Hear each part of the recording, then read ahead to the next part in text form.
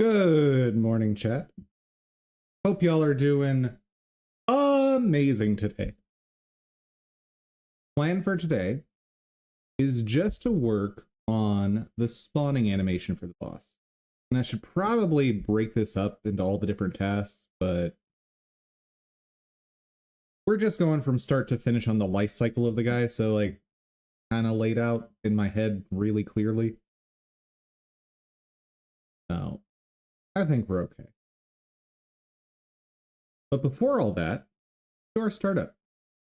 Let's see, what are we doing today? Yeah, we can do this again. It's fine. We'll make this our startup game for this month. Yeah. I think that's what I'll do.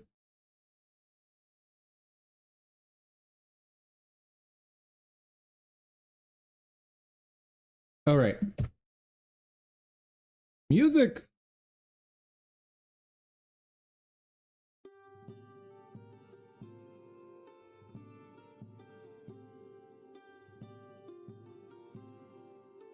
Hold up. Boop, boop. Okay. Chat's working again. I learned, though, that that issue is not a limitation of the app I'm using. That's just, like, going to be a problem with any chat aggregator. Let's go. Woo-wah. 5-minute mark. Okay.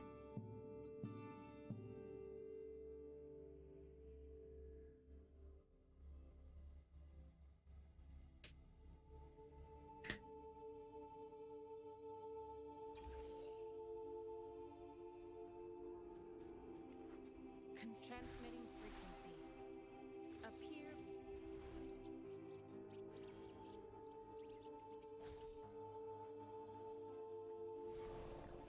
Okay, just get him healed. And guide.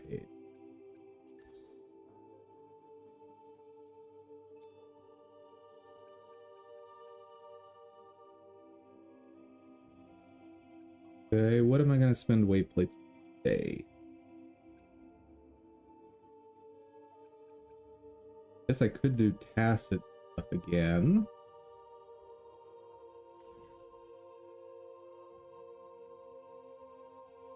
That's the one I did last time.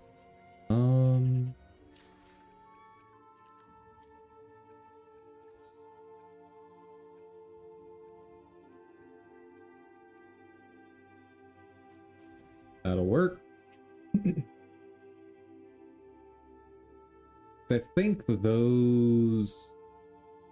That set also works for Yunjin, maybe?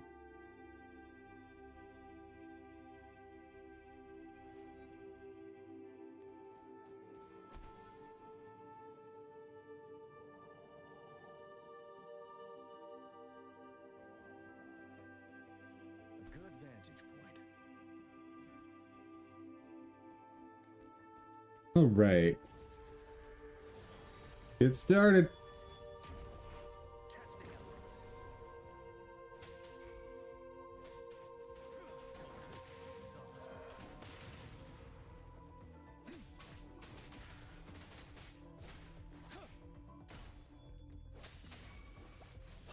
Unstoppable. And whoop.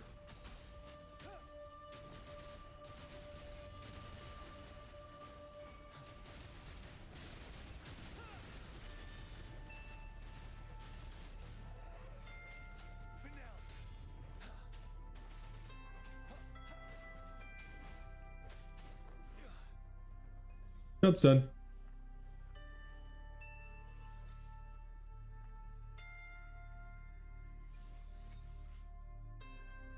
All right, and once more. Testing element.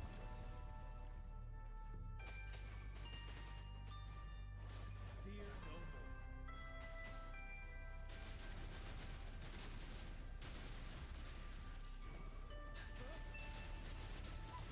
Should get me through most of the waves.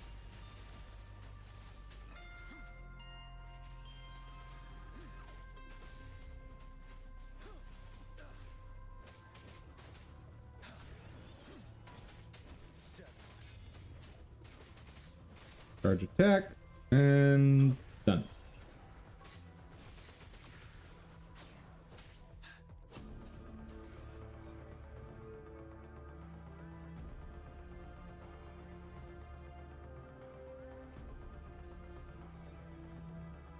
All right.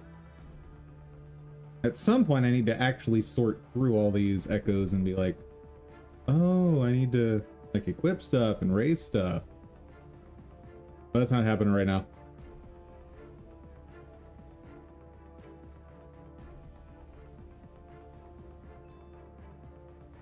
Oh, daily's done.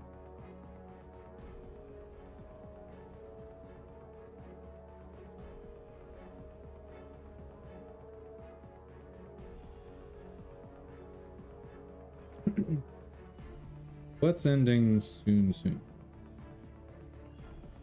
Oh, right, I need to be doing this.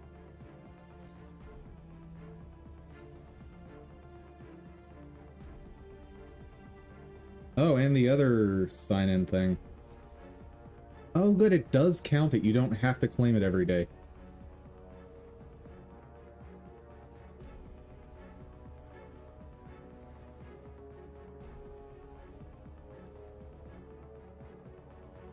Those aren't too high priority. I can do those at any point. Please.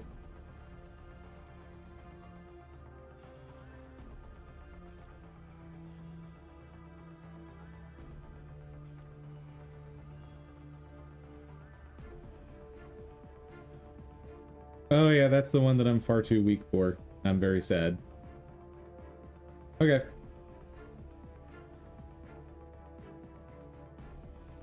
No, I'm not linking my email.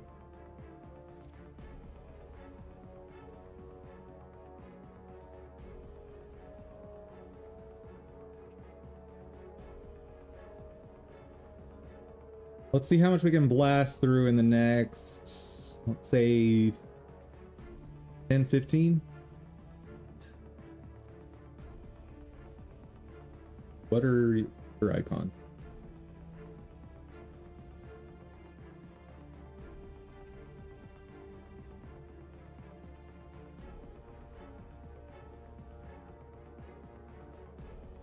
Oh.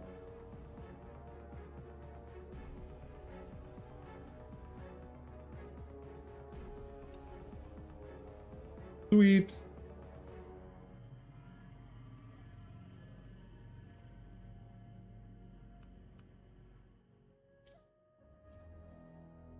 Nope, nope.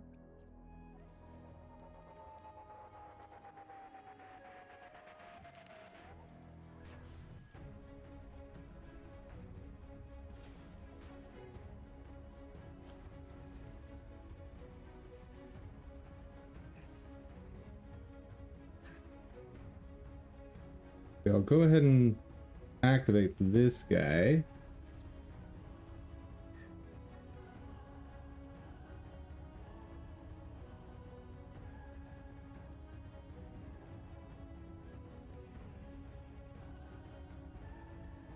Yep. Wait, what? What? No! Don't bring me out here.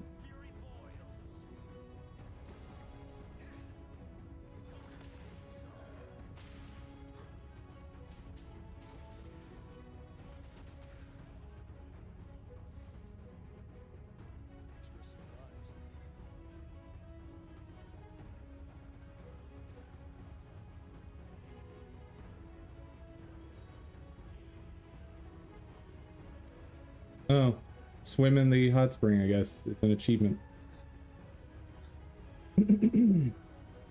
Oh, come on. There we go. I see a bell on the map.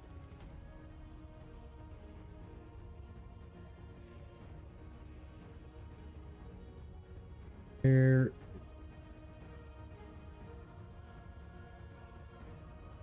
Above me.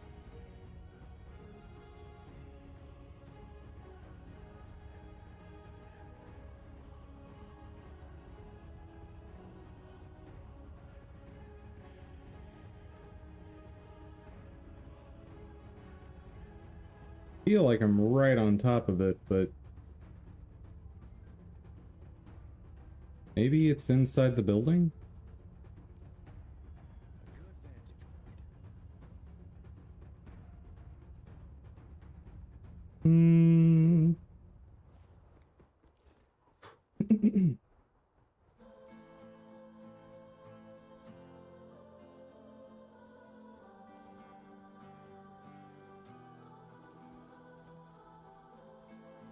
Well, if it is, I don't know how to get to it.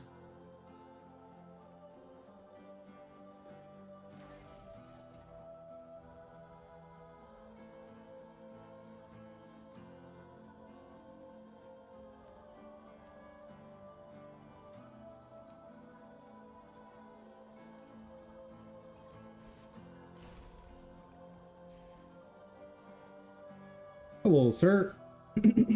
And skip.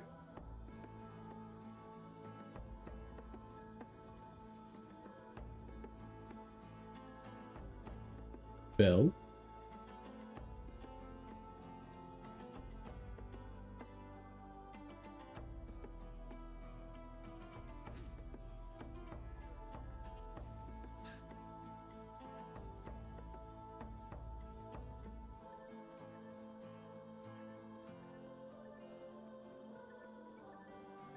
Still no clue. Alright. Main story, go. Mount firmament glow. Oh, the eons. Huzzah.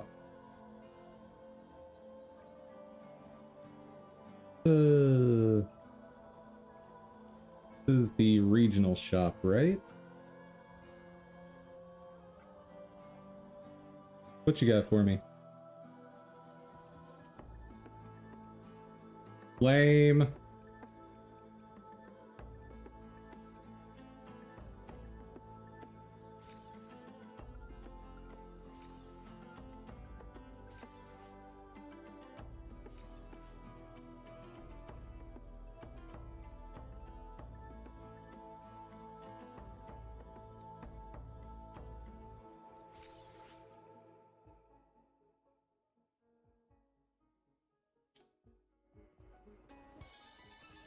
Okay, where are we headed?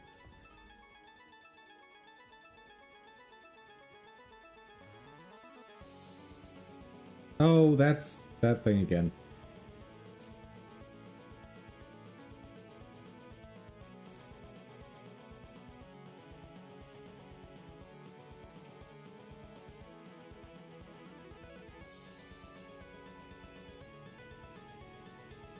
I'm half tempted to just do that one quest over there just to get it out of the quest list. Nope. No talking. We exist only to progress story. So I can see that new continent.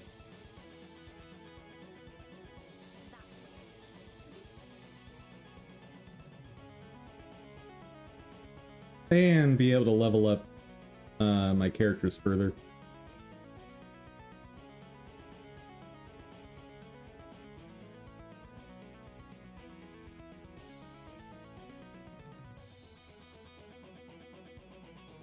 I sense the presence of tacit discords below. What's the big deal? Just some pawns. I won't even break a sweat. Something feels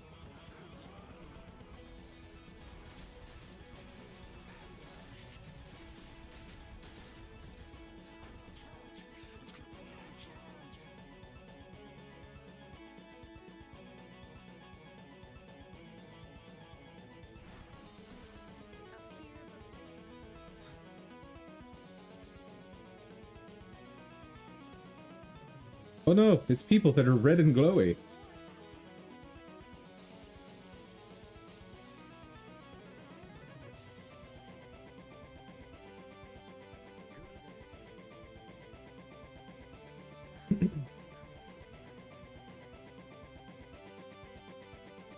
Oh, looks like, what is it, Shorekeeper?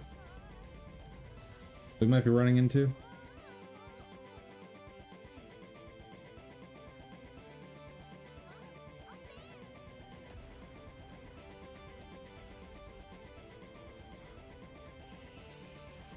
Oh yeah.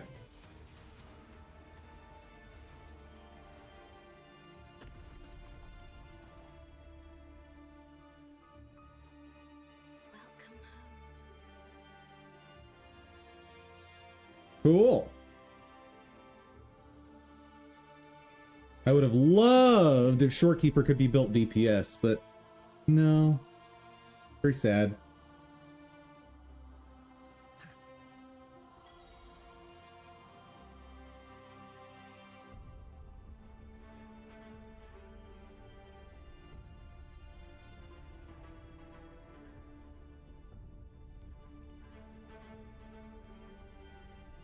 Stay sharp.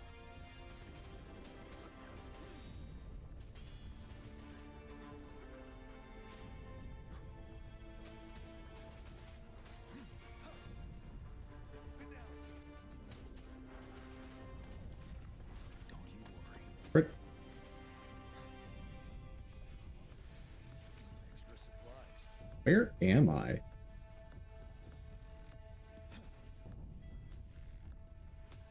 Wouldn't hurt to be more prepared.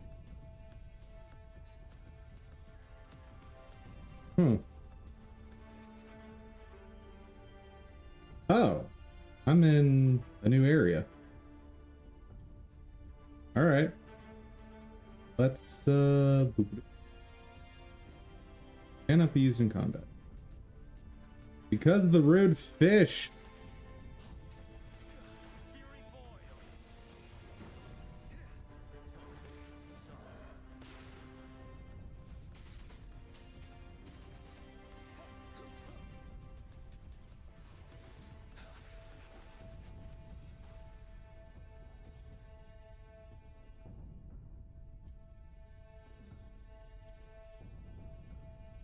Oh, I guess if the map isn't active, I'm not allowed to do that.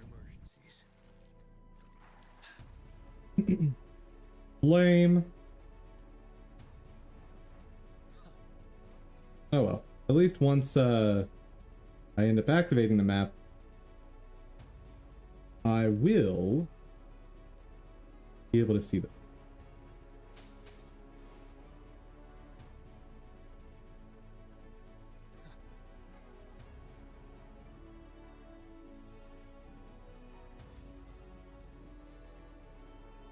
Aha! No? Okay, good.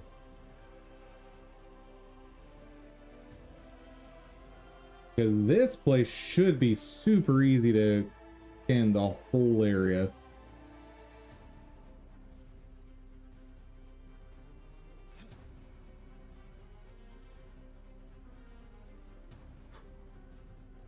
Hello, robot friends. Hey, can you hear me? Is that you, Rover? Are you okay? We couldn't reach you for so long. Yang was freaking out. I know her name is Yohu, Teleported us away from but she's absolutely Yoo-hoo to me. You know, in the blink of an eye, we were back in Jinju.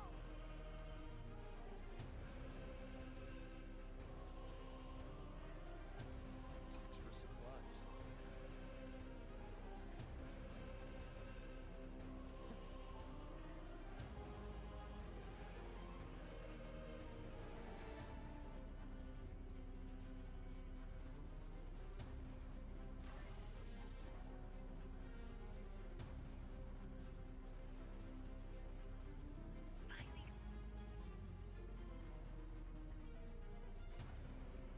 Nice.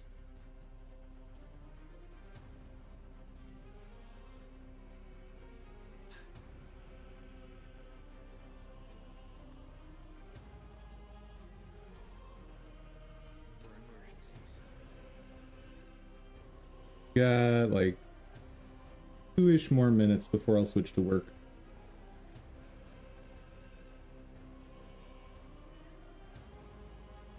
Wouldn't hurt to be more prepared.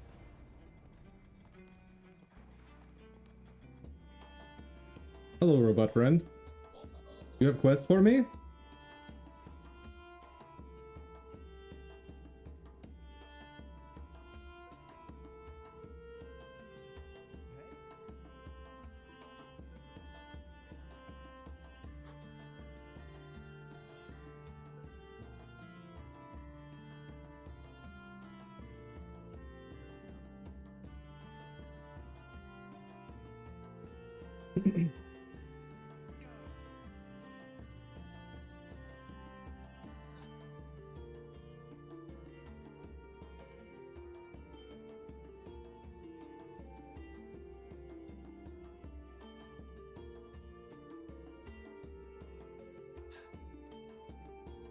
No, I can't.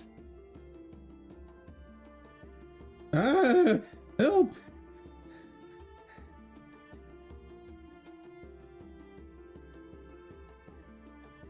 If I can climb very carefully on this pole, I can get all the way up.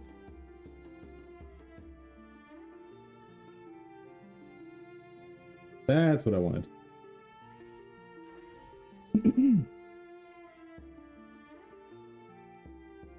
Oh.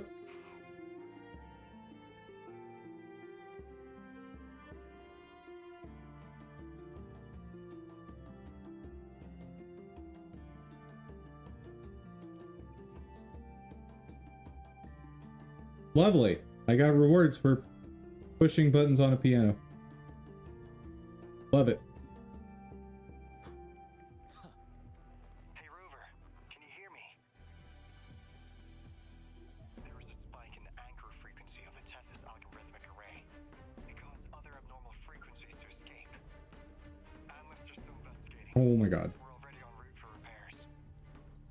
Right now, the data stored in Tethys is materializing by drawing energy from Game? the tactite beneath the black shores. It's making digital What? out of real-life entities. Crew money already logged Game. your info in Tethys.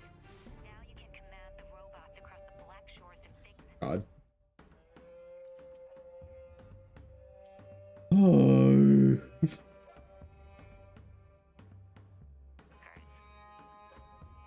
We're heading to Veiled Rock. Fine. I'm gonna take a couple minutes just to collect some chests. Intercom's hub. I'll be helping with the repair at Bill Rock. Yeah, so that is one of those instances where I'm like, come on, devs. Come on now. I'll miss seeing my friend in action again. Maybe that's why you saw the other you in that vision. Like, don't let me get stuck in waist-high terrain. That should not be a high bar. Wouldn't hurt to be more prepared. Like, I would prefer that you have me levitating above the ground Stay sharp. as opposed to getting stuck in the ground. If that's, like, if you absolutely have to, just add more geometry. It's fine. Anything to avoid getting the player stuck, right?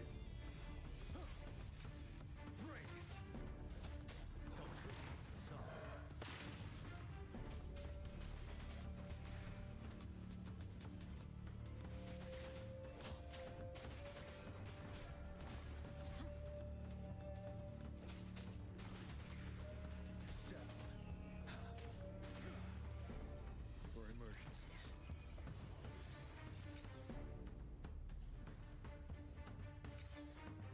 Yeah, I'll be headed over there at some point eventually.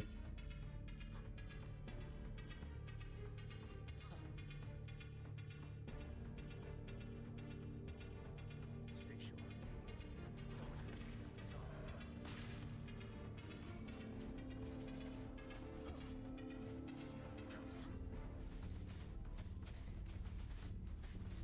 Fury boils. Inferno. Burn to ashes. Why are they so tanky?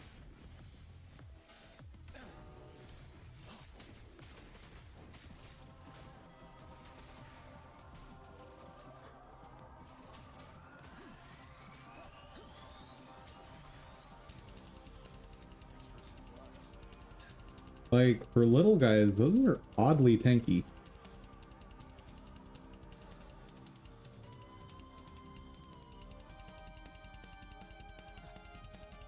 Wouldn't hurt to be more prepared.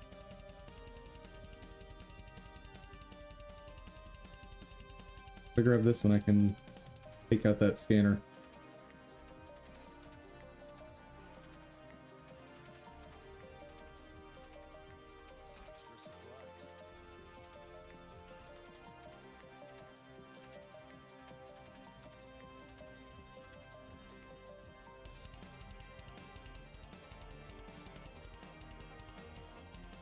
Cannot enter from this side. Lame.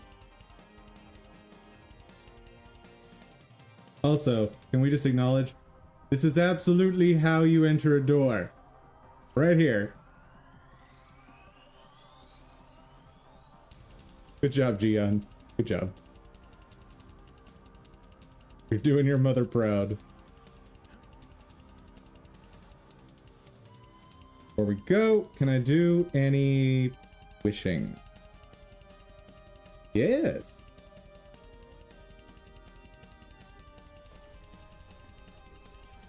No.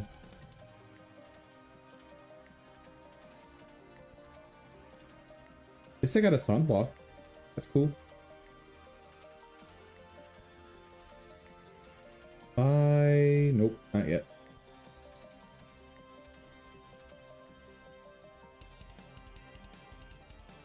The battlefield is not this quick.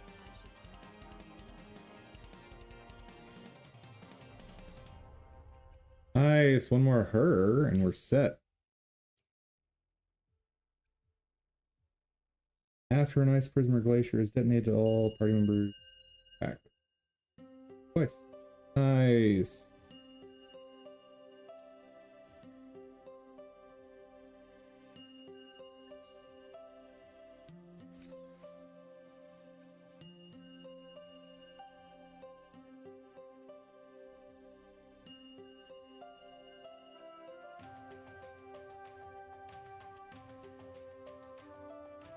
All right. That's enough of that. So, let's see who.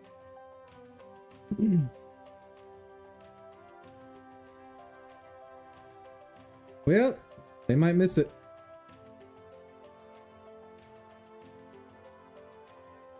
We're doing shader fun.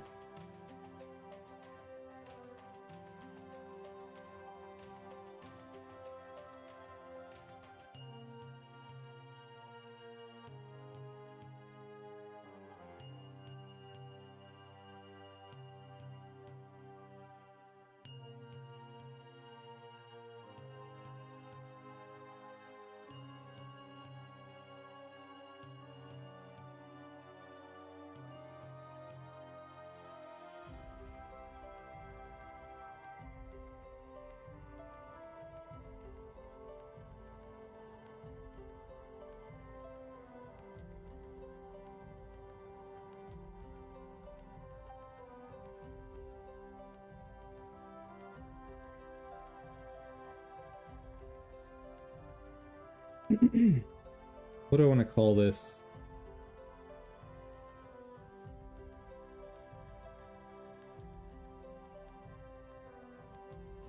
Invis area shader.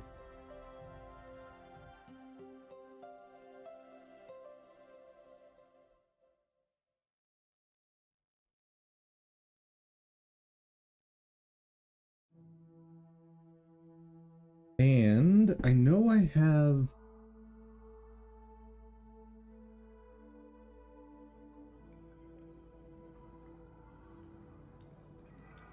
something similar to what I need to do somewhere in here.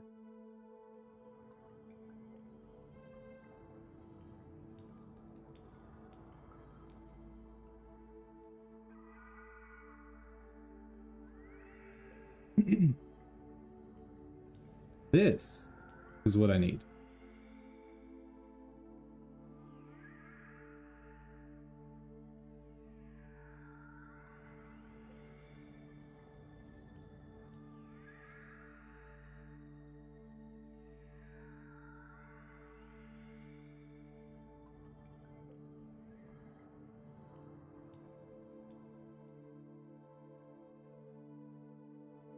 Fragment, not color function. Fragment. That's what I was trying to say yesterday.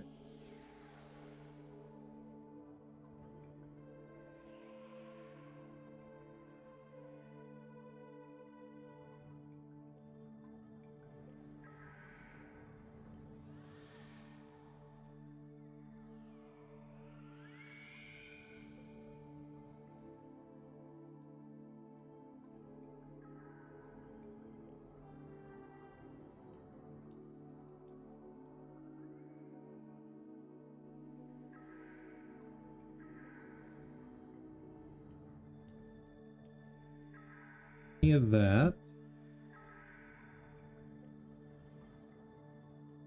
That.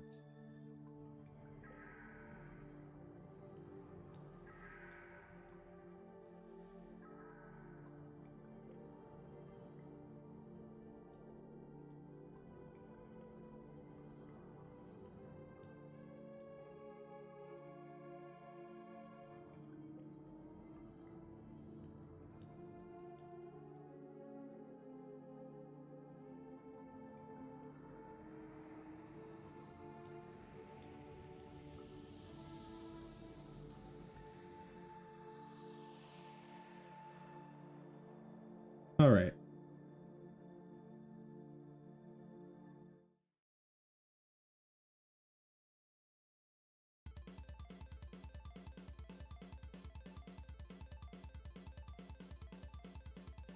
Child UV times that. And these come directly from this guy. 32, 8.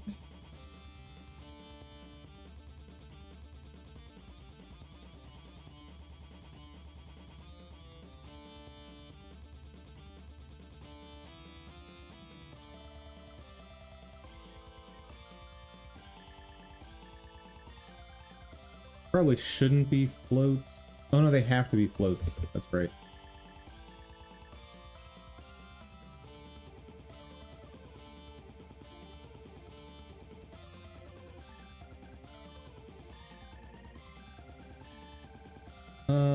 Viz upper visible X max.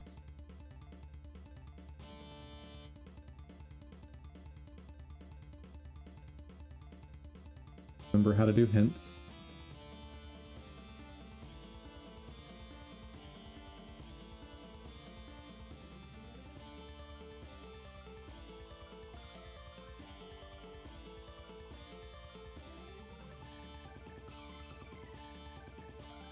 That'll be min. X. And do the same for Y.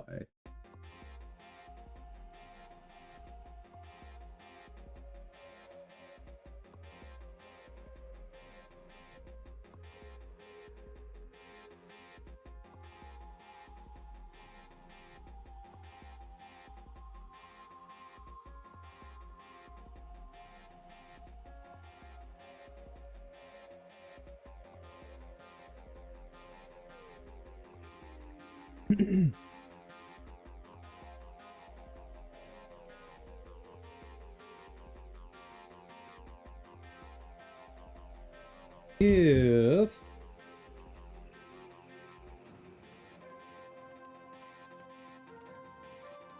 .uv.x is less than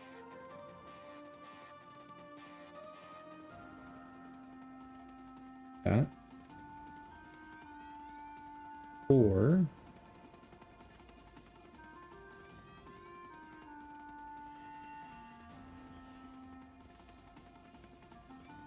greater than X max,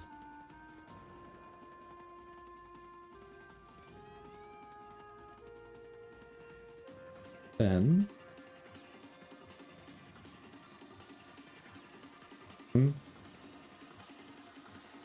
oh.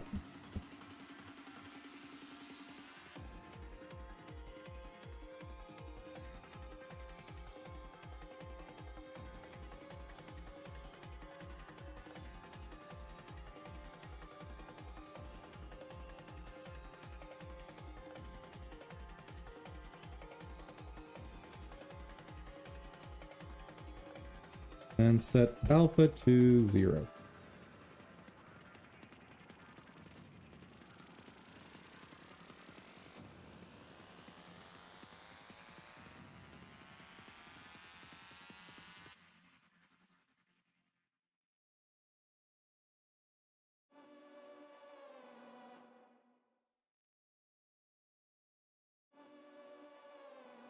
Nice.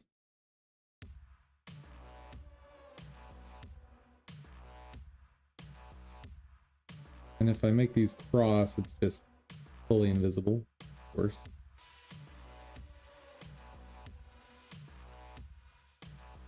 Now, the same with Y.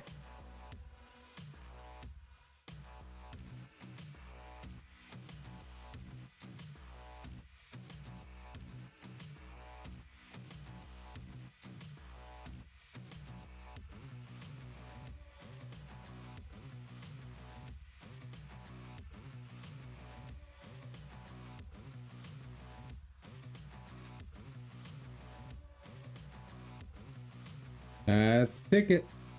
That's what I wanted.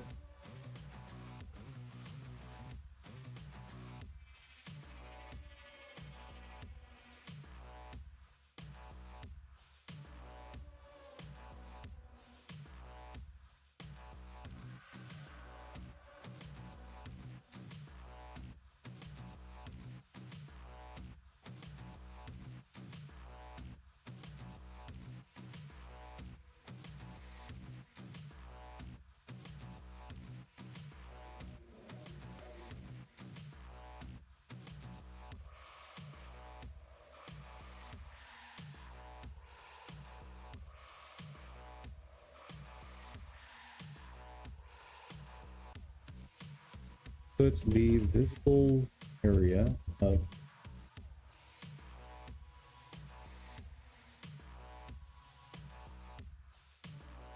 don't need you. Wait.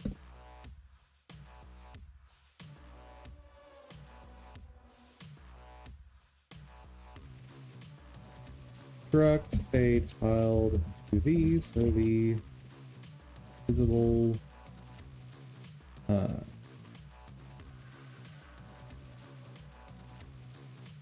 operations can be performed on a per frame basis.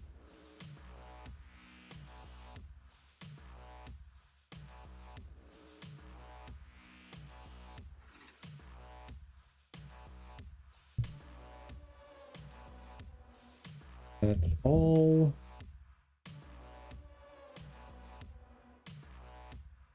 set colors, set alpha outside the ranges.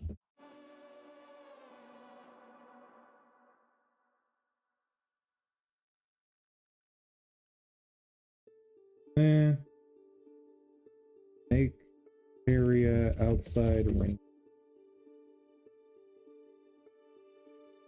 Perfect.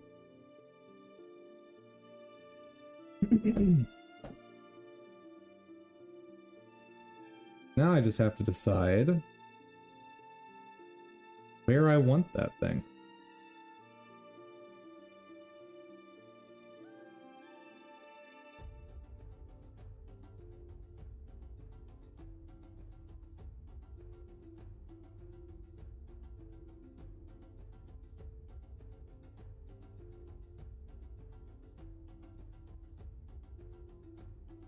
Let's go ahead and make it loop for now.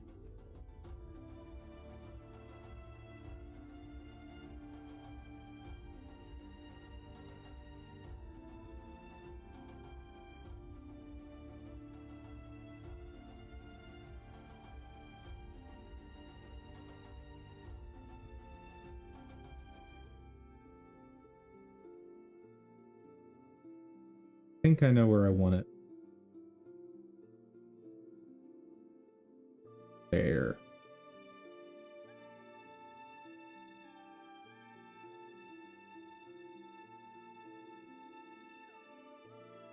That pixel.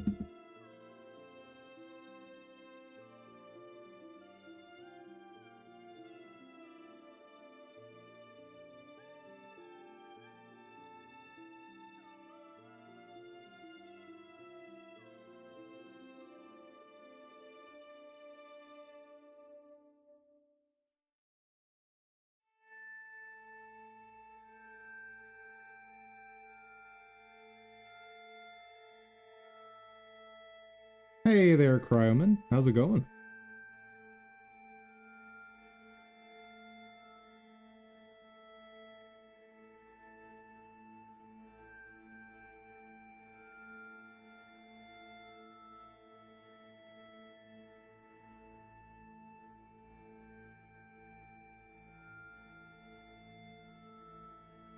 I need to be more precise. It's not cutting off close enough.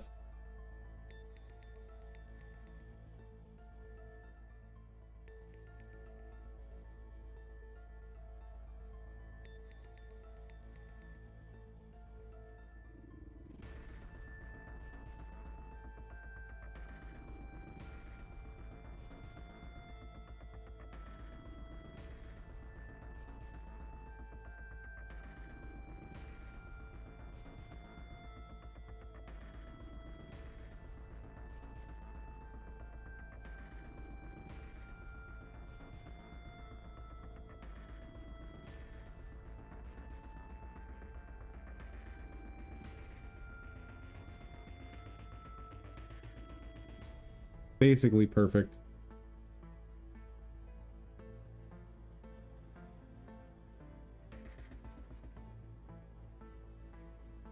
Hello, infant noodle. Me no give you gum gum.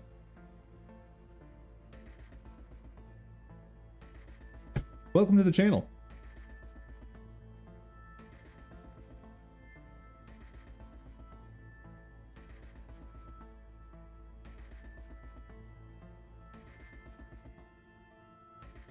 Sadly, I cannot do an adequate impersonation of that character, as much as I would love to.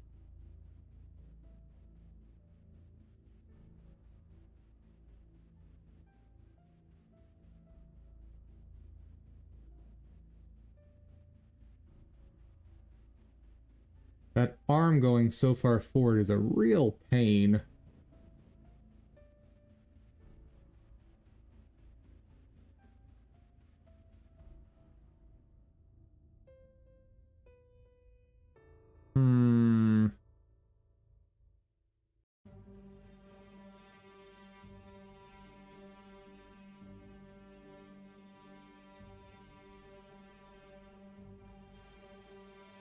Of course I got the reference.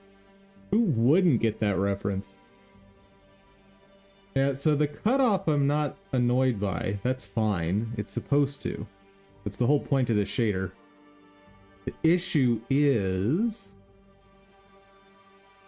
that means I'm going to need to extend the pool out that far.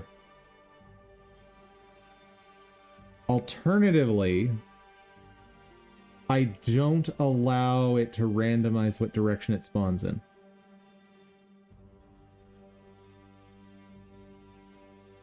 I could only do spawn in the downward direction.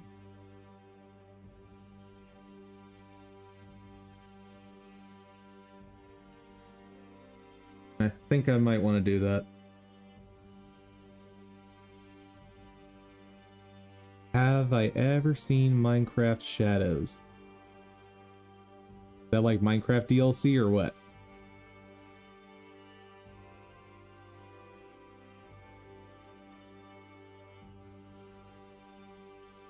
But no. I don't know what you mean by Minecraft Shadows. You just mean shadows in Minecraft?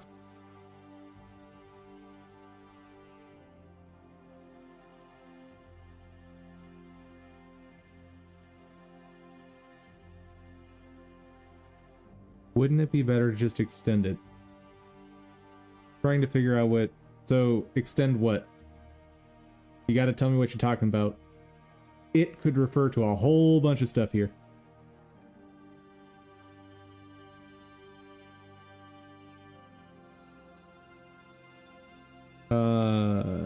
Just,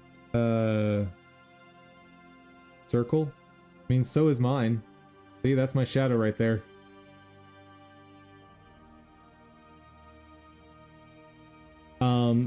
And as far as extending it, I assume you mean the sprite. Well, you were talking about, so the issue with extending the pool is this. If I do, so for spawn right, notice it extends out to here, right? For spawn left, it extends out to here. But if I try to do one pool, right, regardless of direction, I was in the middle of saying irrespective and switched to regardless halfway through. Just FYI. I know that irregardless is not a word. Anyway, if I try to make one pool for it to climb out of that fits all of these circumstances, then we're going to have a bunch of empty pool over on the right side for this animation. And I want to avoid that. Given this is a mini boss, possibly even a boss, I'm kind of okay with it only using spawn down.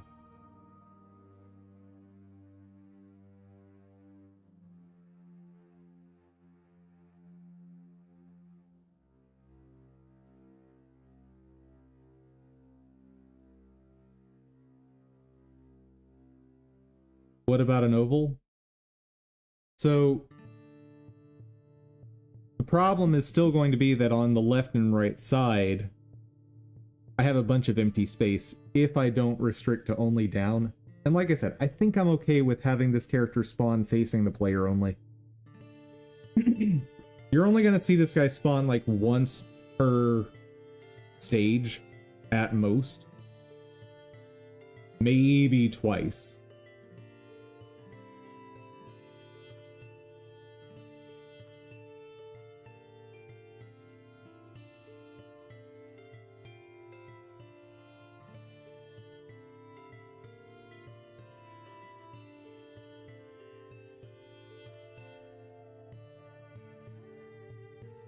So let's get a stand-in for the puddle.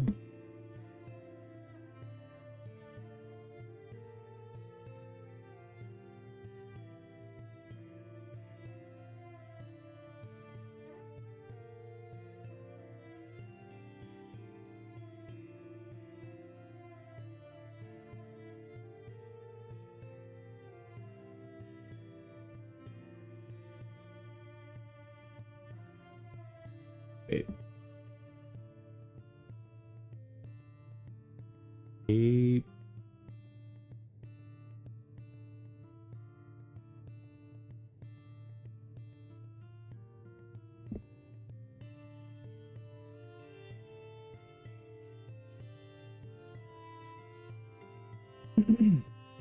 Well, I'll go now after taking a bit of a one-day break. Finally got to make the stupid inventory. Alright, man. You're welcome to stay. Like, this is, as with all of my streams, or almost all my streams, they're working sessions. Did you go to school for game dev? Nope! Not in the slightest.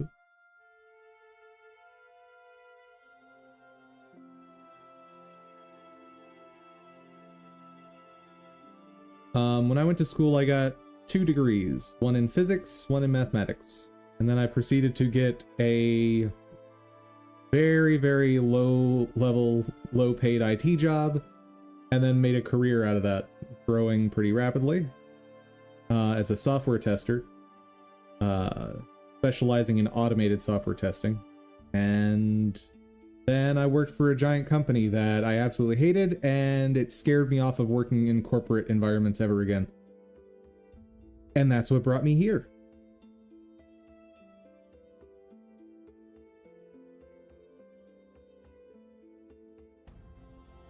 Isn't that just fun?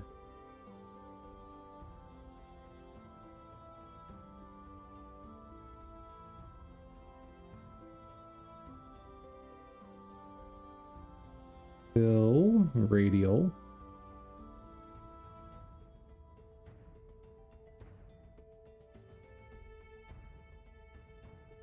Put that in the center. Radiant. I need... First, this needs full transparency. Get the effect I'm looking for.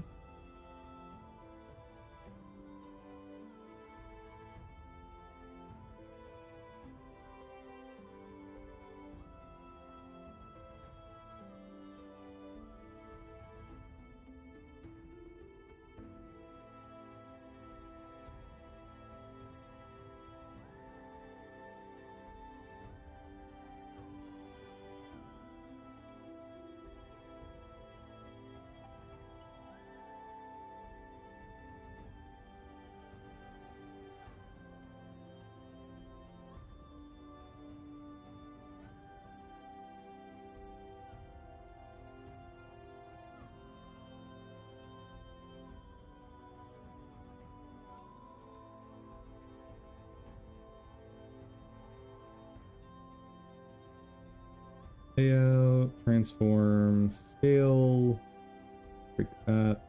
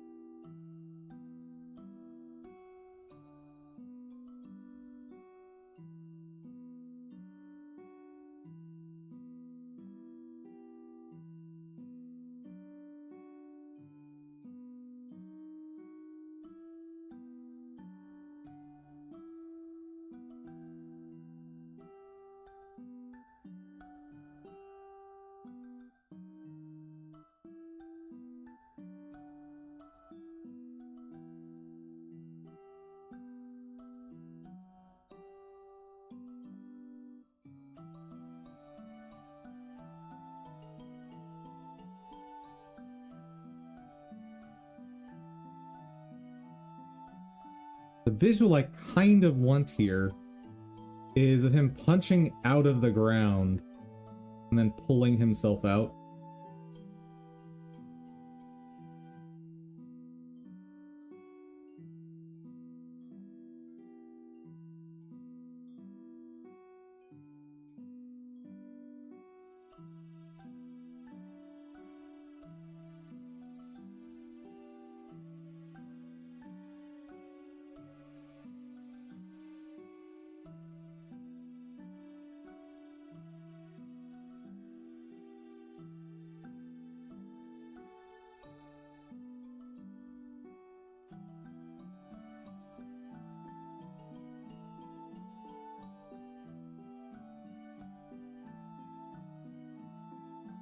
So I think I need to animate a lot of stuff, actually.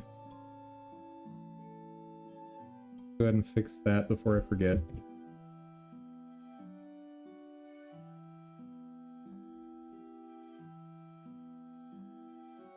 So at the final frame,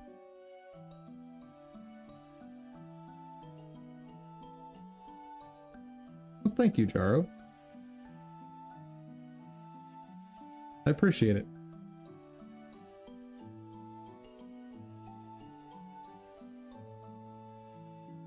Oh, welcome, Infinoodle Jaro.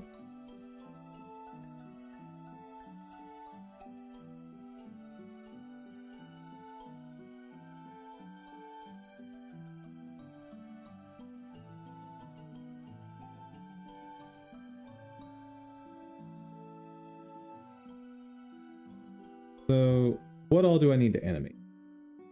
I need to animate the shader.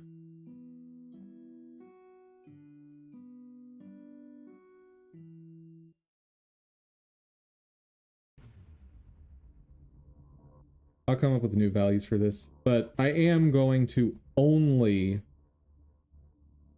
do, I am going to only do one direction on this. Okay.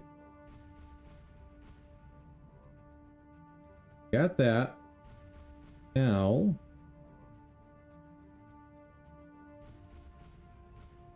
here, I want only the arm visible.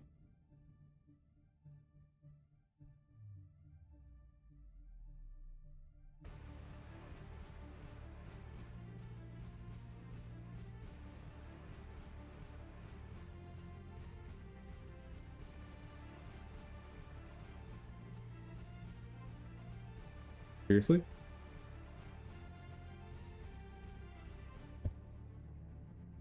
Ow.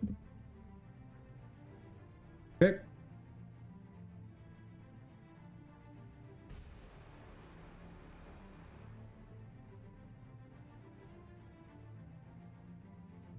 Let's have the same value here. So what happens? Nice. How far along am I in the game? I've been working for almost 11 months on it, but I have probably 2 more years to go. 2 to 3 more years.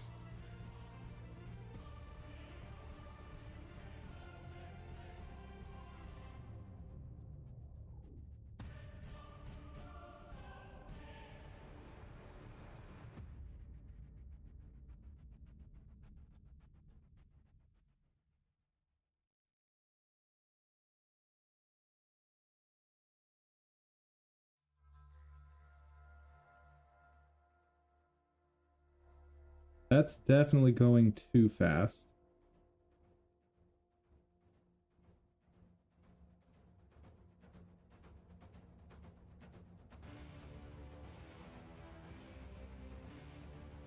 Oh.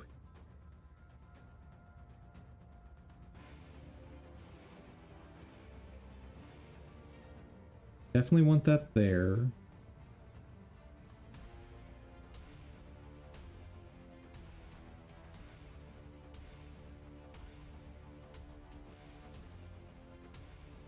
Probably something like that.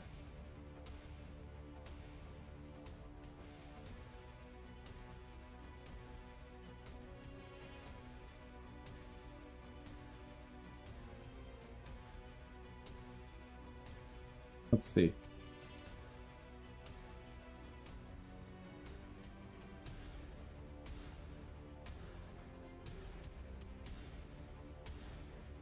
What do you think?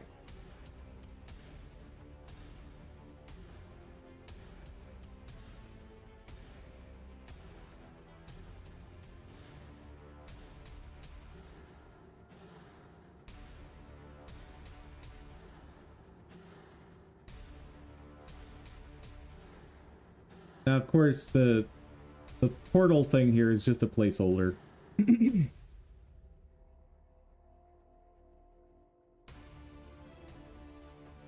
would be funny if he had a clump of mud or something on his head that he annoyingly wipes off. Yeah, sadly, that is beyond my skill set, big time. But I agree, that would be very cool.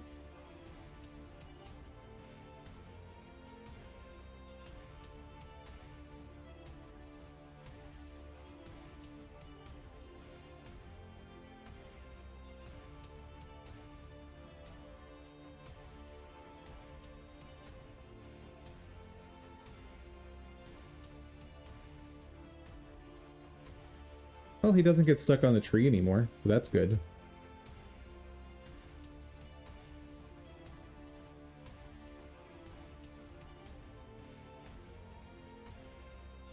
Boop. I win!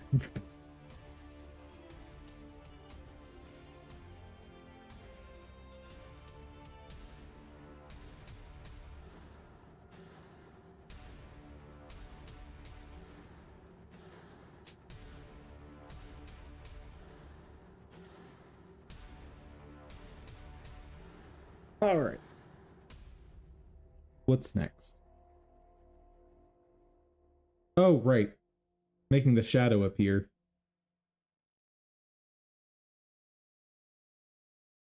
Oopsies.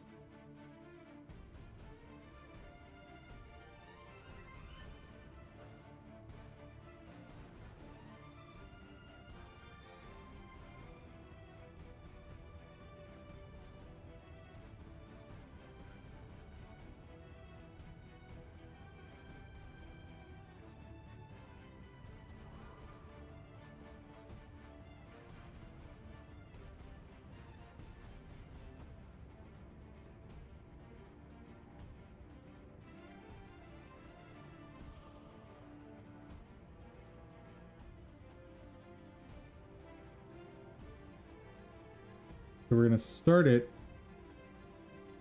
at 0 scaling. Yes, creating my reset track.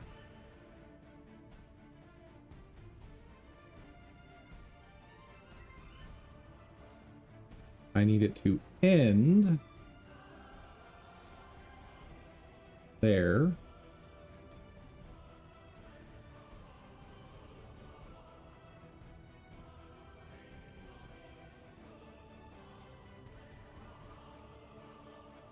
Hmm.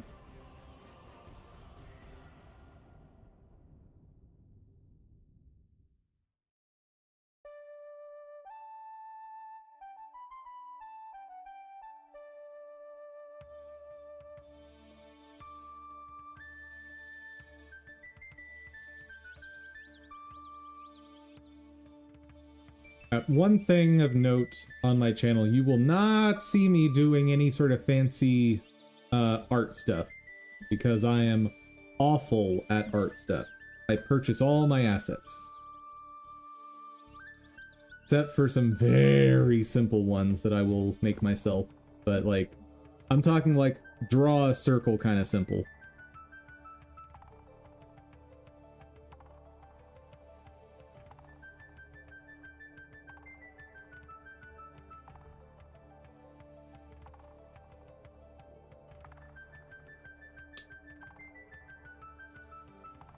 I can find something over on Fab for this.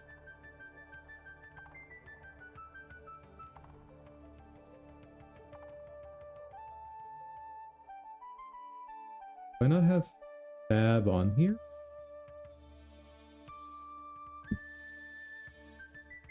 Shame on me.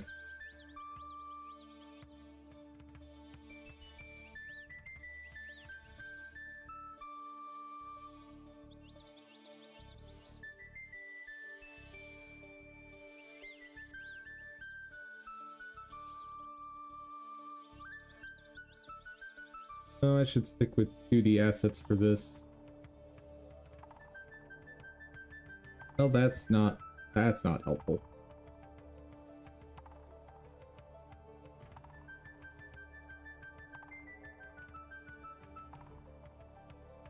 Oh my god, it's adorable.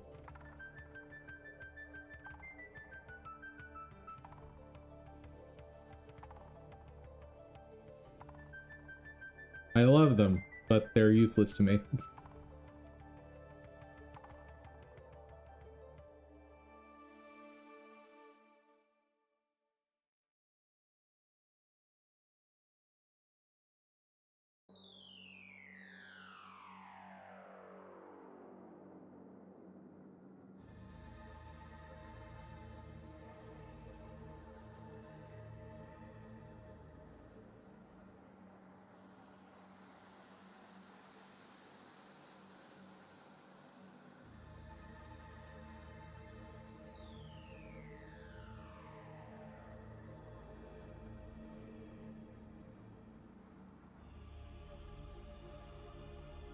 Nope, not what I'm looking for.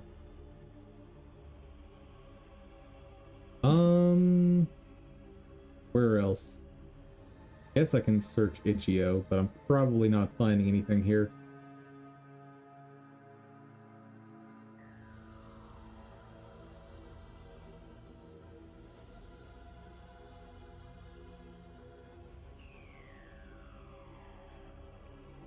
I might have to do something horrifying. I might have to make my own asset. That would be the worst, guys.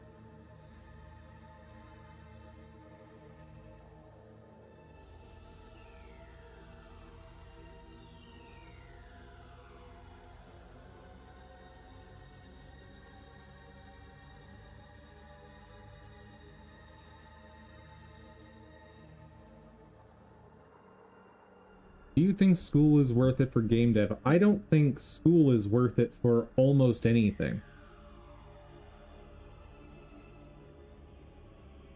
Like, I don't think it was worth it for me. So, let me be very clear. I don't think it's worth it for your personal education to go to school. Because I think you can learn better and more effectively in a self-driven manner than any school can ever teach you. However, if you're going into an industry that requires a degree, then obviously you don't have a choice, right? Like, if I wanted to go be a nuclear engineer, I'm going to have that degree, or they're not even going to talk to me. But if I want to go be, well, on one note, if you want to open your own business, of course you don't need a degree. Yeah, the question of going to school for me is strictly on, do you need the degree? If yes, obviously go. If not, almost certainly do not go.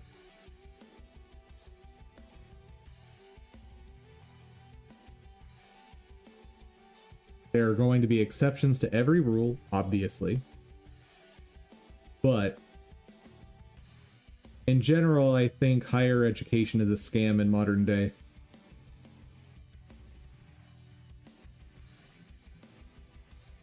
Go pay an obscene amount of money. You get very little practical knowledge out of it, if any. And maybe, if you're lucky, you'll have to reference some of the book learning you did there. Maybe.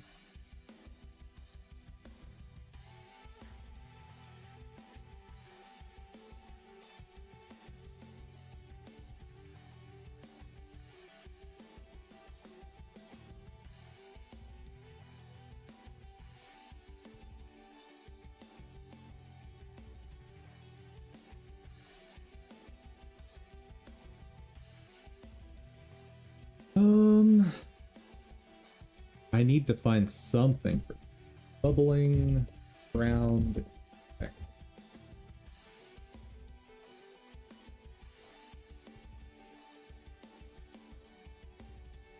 Pixel art. So like, for example, if I only wanted to work for big companies, then yes, but solo and casual dev, then no. I would agree with that statement.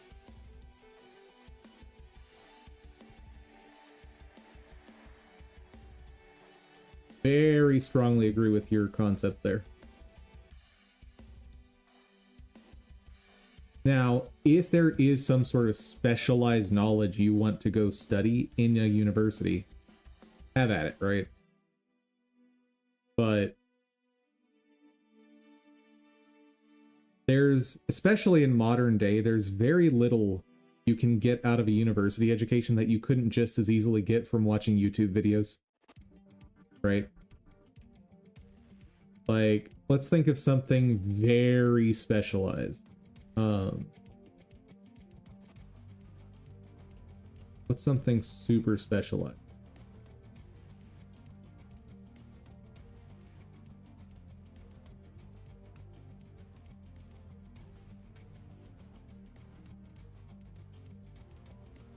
Deconstructive interference of harmonic sound waves.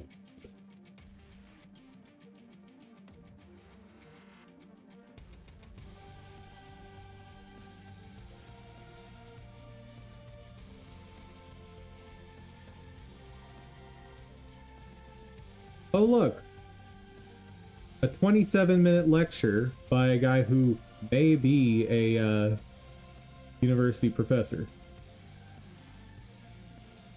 A lecture is part of the course General Physics, Life Sciences 1 and 2, taught at Utah State University. There you go.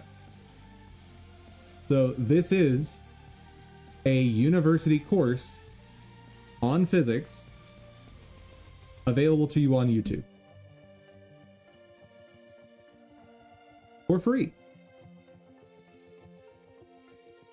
Now, this isn't hyper specialized because this is like, this would be part of like a physics 101, 102 level. But still, the point is, this is right here ready for you. And if you're worried about having like a study group, ta-da! Comment section.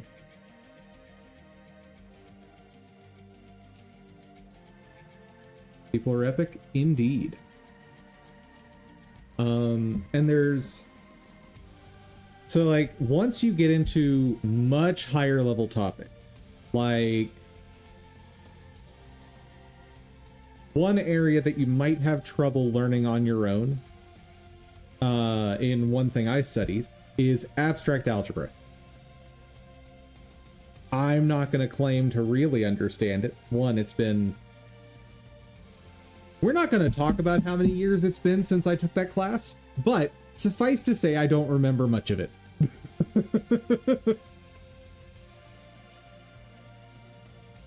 The point is, that course, you might struggle trying to teach that to yourself. But I'm just curious.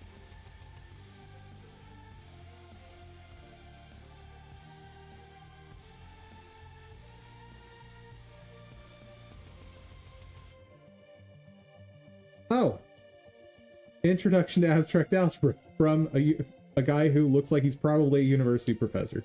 Never mind. You can get that here. Now, obviously, with a YouTube video, you're going to be less capable of asking questions. So it also depends on like what kind of learner you are.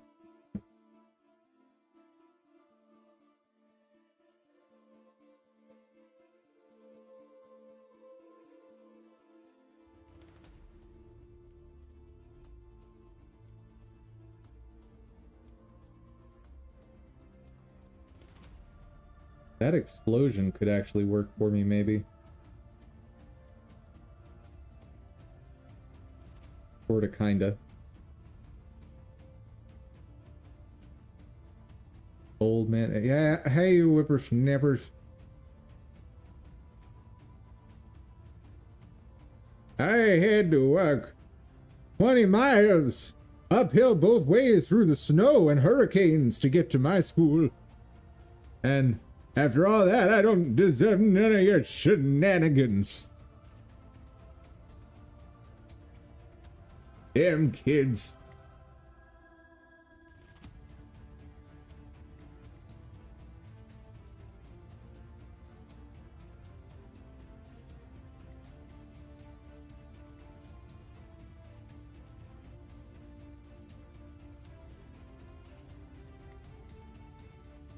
What is this website?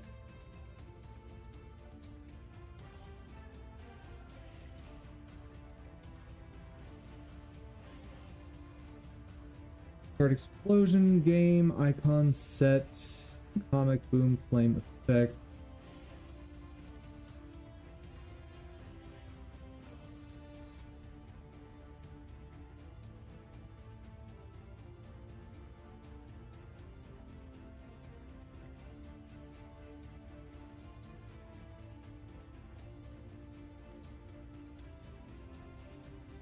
Let's see what I can do with the explosions I already bought. Maybe I can use some of the... Actually, let's check out the blood effects first.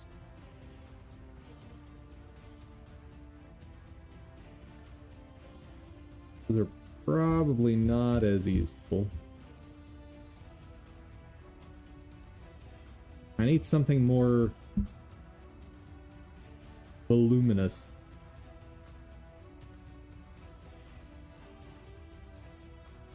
There's not... Now these are like spurts. These are not plumes.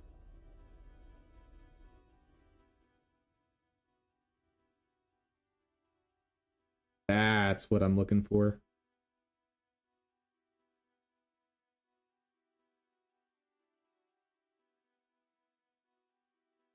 That too.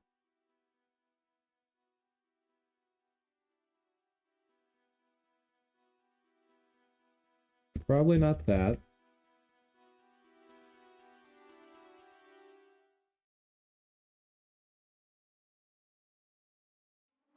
I could toss that in.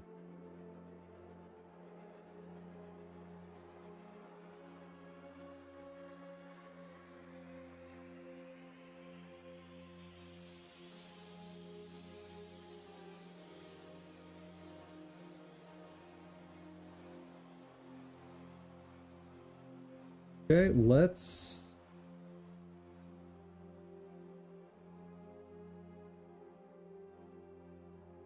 Patrick explosion. Okay. I want to start with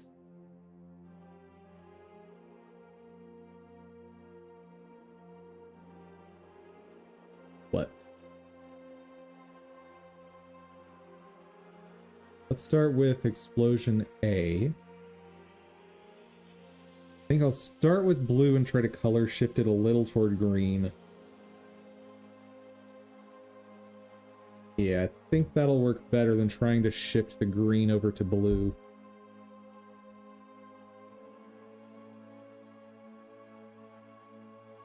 Okay, and the other thing to start learning.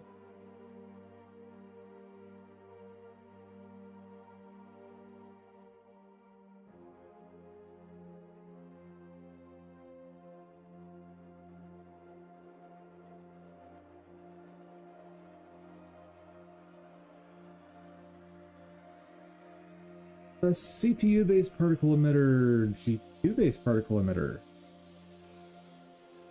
Now, do I want CPU or GPU? Probably CPU or GPU, right?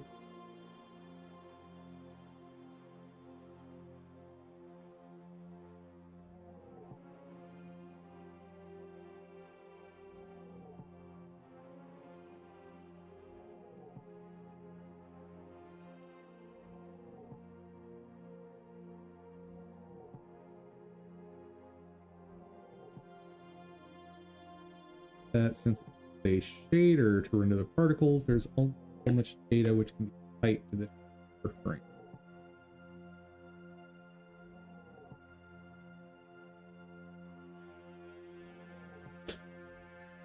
Okay. So for the effect I'm doing, definitely GPU.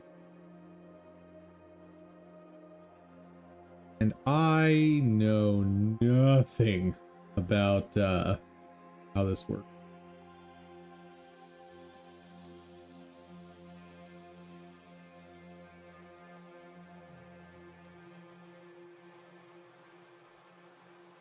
That ratio of particles that should actually be emitted.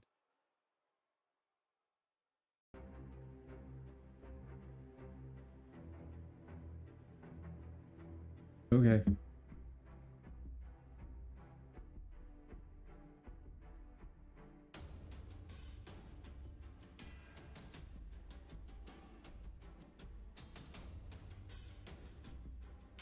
I want epic explosion.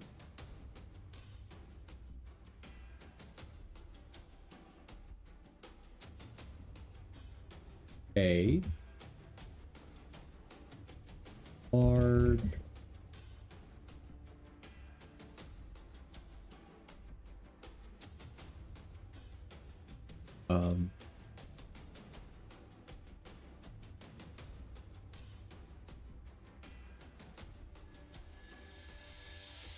To animated texture. There we go.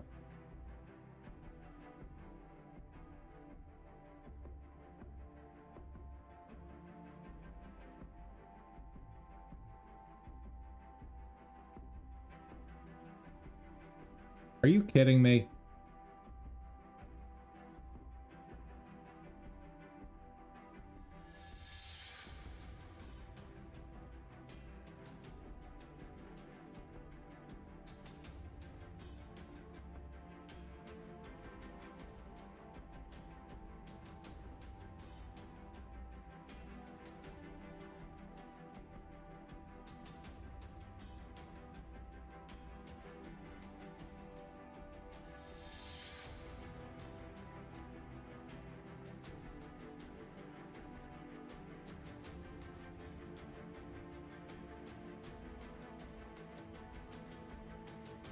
Okay, what options do I have here?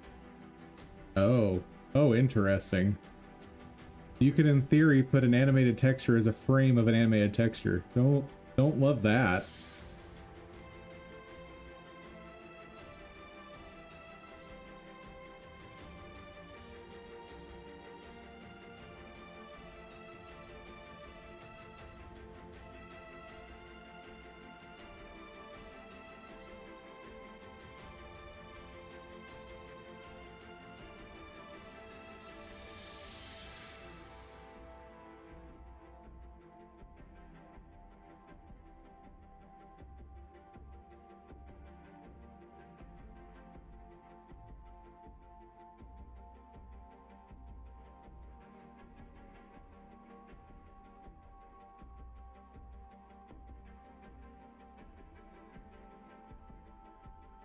feel like I'm doing this very wrong.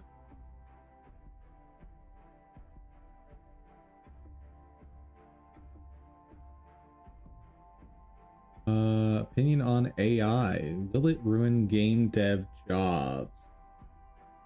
I think it will do exactly the same thing that it's been doing to every industry that takes it on. If you are not good at your job, if you're not constantly growing, and you are wholly unoriginal in everything you do, you will lose your job to AI at some point. Whether that's today or 50 years from now, AI will overtake your job at some point if you are not growing, developing, and being original. If you are creating original ideas, you have nothing to worry about because AI is literally incapable of doing that, right?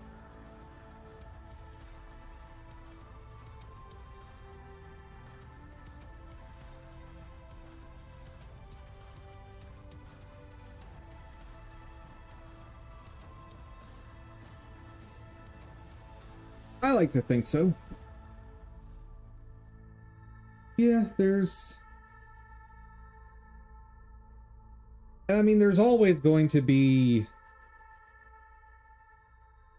what's a way to put this? The word that's coming to mind that isn't quite right is the term menial. Menial's not the right word though. It's more like there's always going to be a place for labor-focused jobs, right? So there are certain things that can't be automated in any way, shape, or form, right? So as a very basic example, a librarian. That role can never be automated away, right? You might, blue collar, yeah. Even outside of blue collar. Because there's a ton of blue collar jobs that can be automated away, and we're seeing that in the food service industry, right? So, example,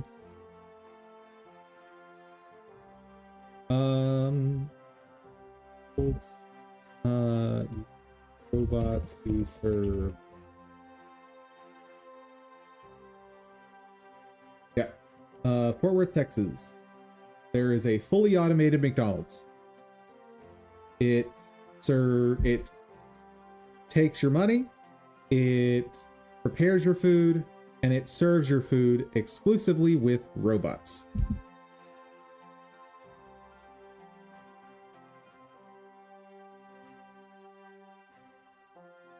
Yep. So it's not necessarily a delineation between like blue collar, white collar job. It is a delineation of how feasible it is to automate those processes. So with a librarian, one thing that robots are not really able to do is be careful with older books, right? So if you try to use a robot to stock bookshelves in a library, it's going to destroy your older books.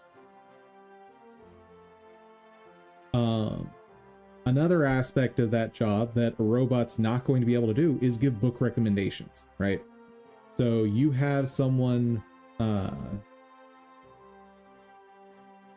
coming in who maybe there's a list of books that they like and they want a recommendation for a new book that would fit in that vein. Obviously you can go ask people on like Reddit or something, but that's something that a librarian, typically, if they're good at their job, is going to be uniquely qualified to help you with, right?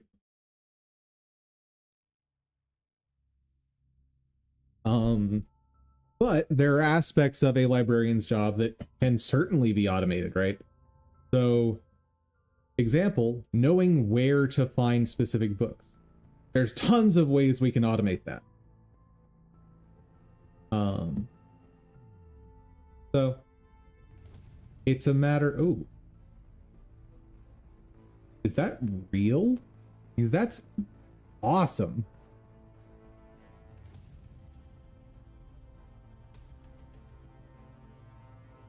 In 100 years' time, will we still have libraries? So the question of will libraries still exist, the answer is 100% yes. The question is, will public libraries exist in most towns and cities? I think probably not. And I think that's a real shame. I had some research I wanted to do a couple of years ago. And so I thought, okay, I'll go to my local library. I went there and I asked for if they had any encyclopedias. Or I should say I asked what encyclopedias they kept in the library. None. What do you mean? Well, now with online resources, we don't keep encyclopedias in the library. What? So my local library's answer to how to go research topics was go to Wikipedia. Well, if I'm serious about researching something that's historical, I don't want to go to Wikipedia because anybody can change that. And Wikipedia is known to have political bias. Well, that's horrific if you want to study something historical. Encyclopedias, like an edition comes out and like an edition comes out and like that's the edition. It doesn't get like recalled and edited. And that's why I wanted a print encyclopedia, but I never found one. I could have gone and bought my own, but getting old encyclopedias is crazy expensive now, guys. But yeah, so the trick in modern day and going forward is going to be finding good sources that you can use that aren't constantly changing, right? Like if I look up even news articles of something that happened 5 years ago, it's received 20 revisions since then that may or may not be documented on those pages. Okay, so what actually happened at that point in time? I don't know. The article has changed so much, it doesn't even know what the truth was at that point. Because, like, I'll see an article, and then 3 years later there will be an update to the article. It won't tell me what was updated. Me when I spread misinformation. Yeah. And so it doesn't tell me what was updated. It may have completely changed the story. And are you telling me that new facts about that story that was a public event, let's say, came out 3 years after the fact? That materially changed our understanding of the story? I don't think so. So it's really hard to source information. And as more time passes from when an event happened to modern day to current day, it's going to get harder and harder. One of my favorite sources for going back into early American history, early US and early US Confederate and colonial history, though this source is only going to be early US. Not super early US, but the crisis.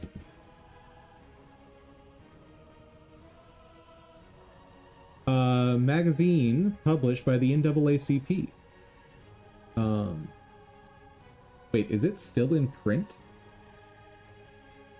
No.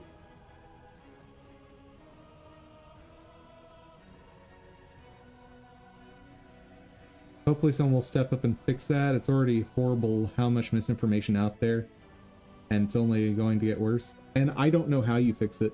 I really don't. Because the mechanisms for fixing it are excessively expensive and they are very slow moving mechanisms. So like one way to do it would be to document events in print copies of everything. Well, print is much slower than digital. That's why we've switched to digital for almost everything. But if you're ever researching something in early 1900s, absolutely check out The Crisis. The authors of the articles are almost exclusively Black Americans at the time. And there's tons of discussion about things like Black-owned businesses, legislation going on at the time regarding civil rights. It's a remarkable source of information from that era. And with all sources, you have to consider what is the perspective of the authors. Of course, that's being a responsible reader. But this is one of the few things that we have that's that old that is so well archived.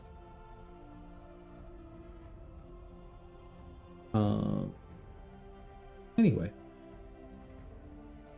I could have sworn they stopped printing though. Why is AI saying this is?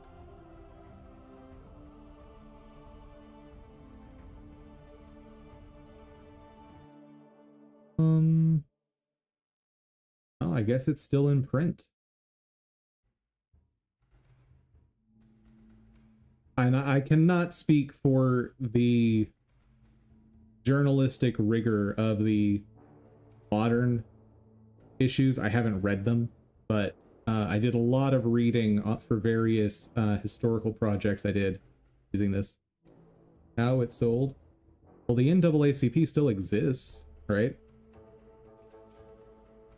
When I say still in print, I mean there are new issues. It's a monthly publication.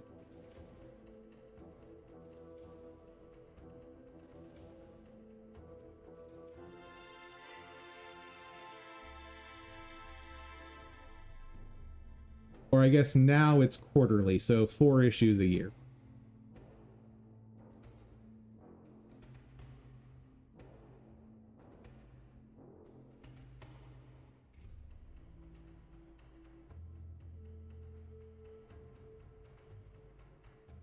But yeah, early issues are just fascinating to me to read, because it's not just like journalists that worked with there. It's they would accept articles from any Black person around the country writing in, right?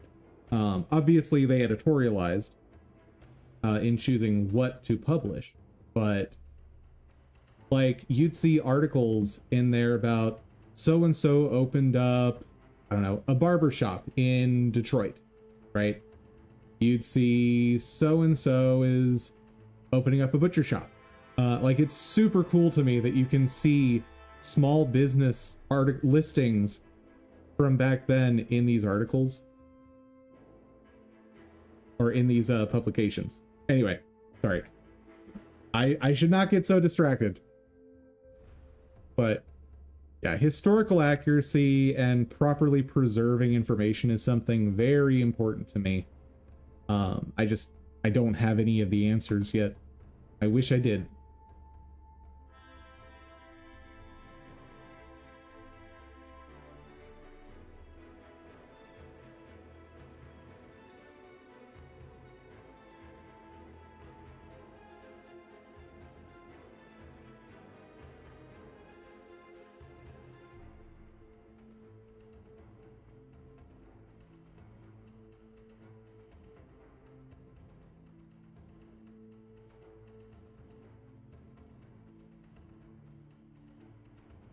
Good to be passionate about stuff. Yeah. It's interesting, the idea of generally the idea of passion on topics. You have to be careful about it, right? Because there's a point in time as you become more and more passionate about something that you lose perspective. And so anything that I'm passionate about, I try to take a step back and really try to look at the issue again and go, okay, how much of this is me being passionate versus how much of this is the truth of the matter? But that's, you know, a whole discussion in philosophy there. Why is there no simple way to do this?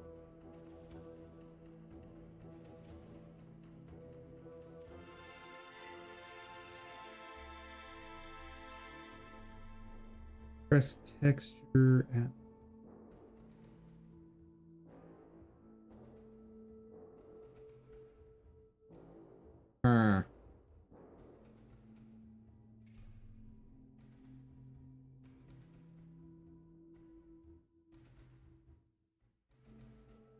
When I started game dev?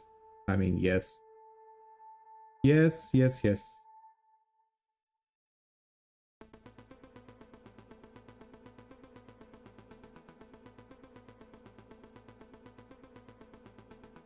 Go, animated particles.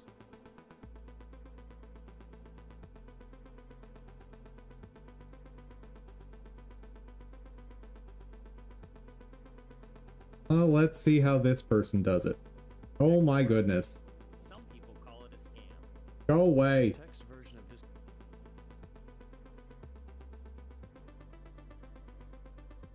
Okay, how are you doing this? Particles. You're adding material.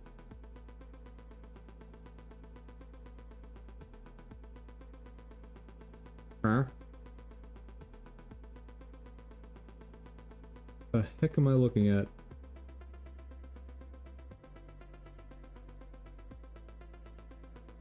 This is so blurry, dude. That's not working for me. Take me to YouTube.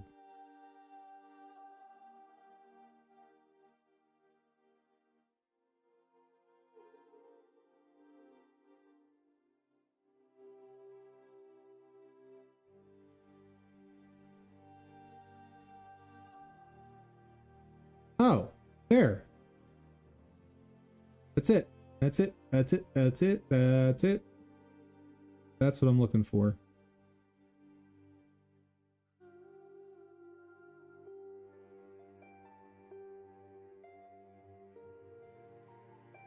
Okay. So instead of doing a texture, what do I want? Go back a little bit. Particles 2D. Process material. New particle process material. Particle lifetime randomness ratio. The equation of the lifetime of a particle is that. Example. Okay, I don't want any randomness, I don't think.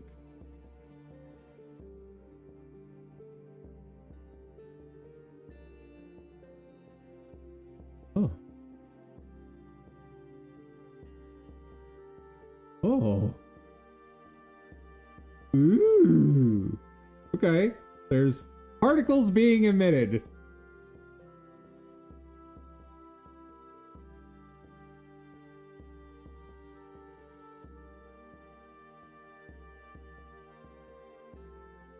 Don't want any acceleration.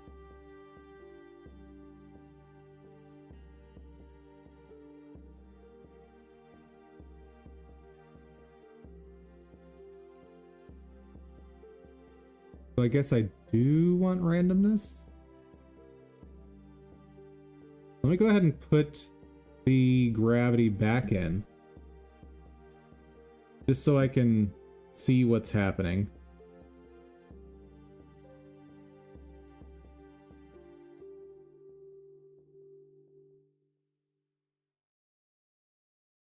Okay, so lifetime randomness is how random, like it adds a randomized time frame before it dies. Okay. That makes some sense.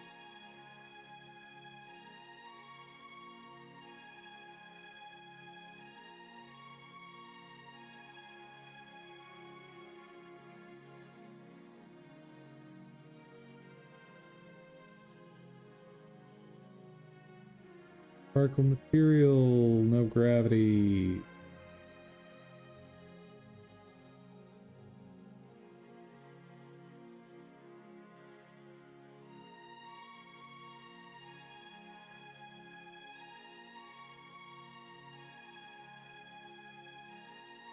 Where is that? I don't have that.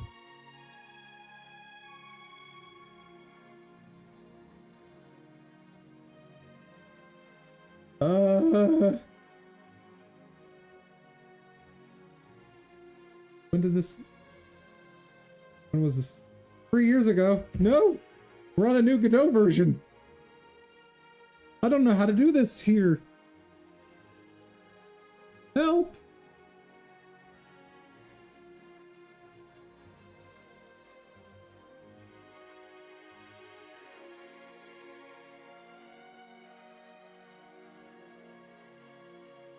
Does not support particle trails. Well, then why is the option here?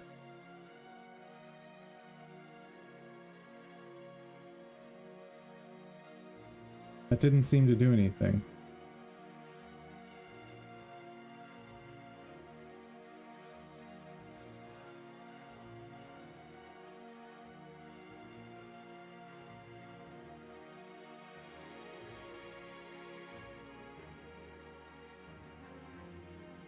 Ooh.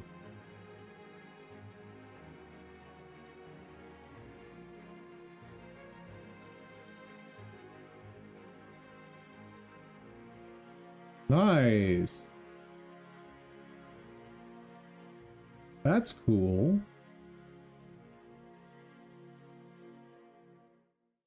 I could use that for creating, like, flame effects.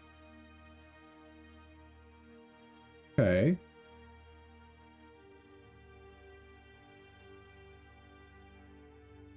Story of my life. Search something for a YouTube video. See something you've never seen before. Realize it's from a different version. Oh, that is the life of working in Godot 4.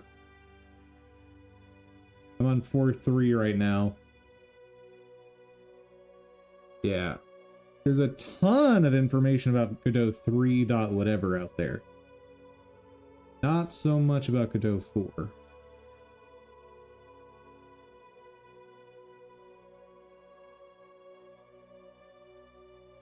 What's that doing? I don't understand.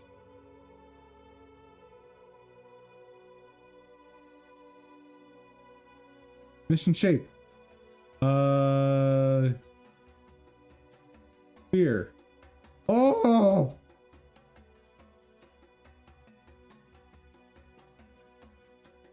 Oh my goodness. We got something.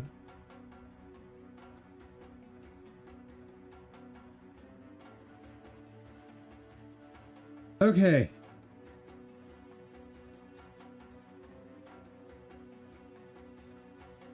Now, what is the difference between sphere, surface, and...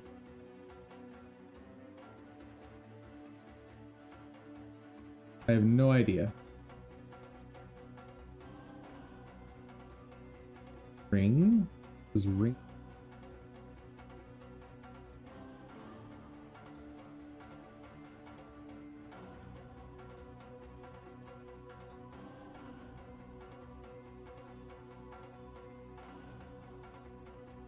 Maybe ring is what I actually want.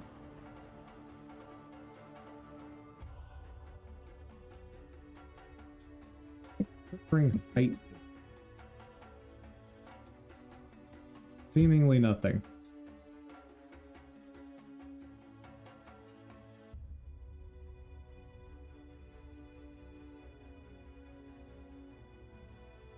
So it is the shape the particles are allowed to spawn. I know that, but like, what does that mean? like, what does ring mean? Right? Because ring in my head is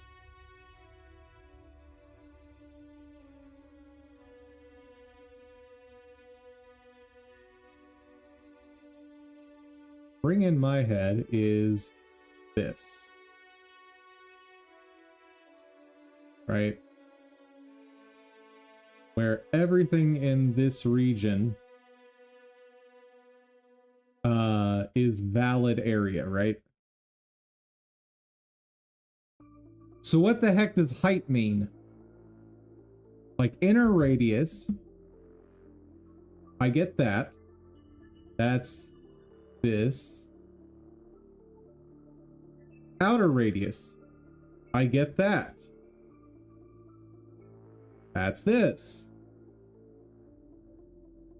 What's height?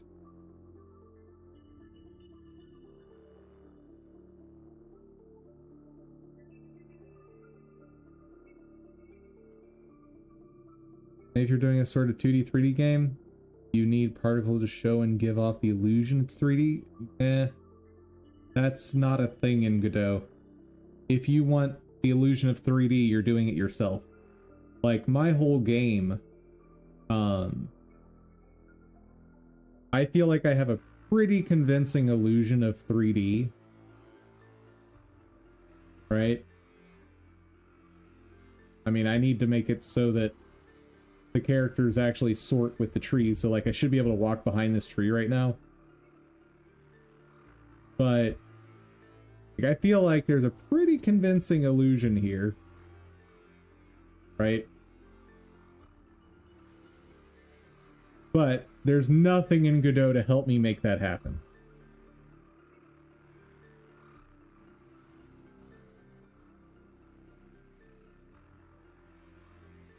So I have no idea what that height is. It makes no sense to me. Let me get rid of this. Let's make it really rapid. Or make just a ton of particles is what we'll do. This is how I'll test this. Okay. Acceleration, 0. This will tell me exactly what these shapes and values do. Height does absolutely nothing.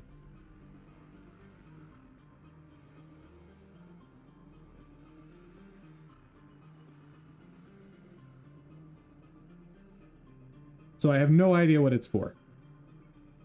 But it does nothing.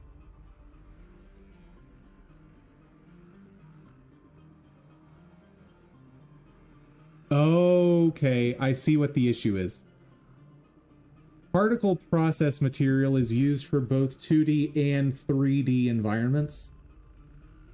That's the issue here. As an example, if I put that there, it becomes a line. Because now, it's a ring in the Z and X axis about the Y axis. I'm curious though, if I do something like that, I get an oval. Okay, I'm learning. I'm learning.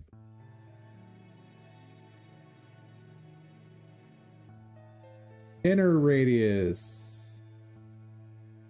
Yep, we get a torus. Nice. Okay, we're learning. Let's actually go through all of these shapes so I can kind of learn what's going on. So point, we know what that does. Sphere. Okay, sphere, higher concentration in the center, which kind of makes sense. Now, what if I get rid of the Z-axis? No change.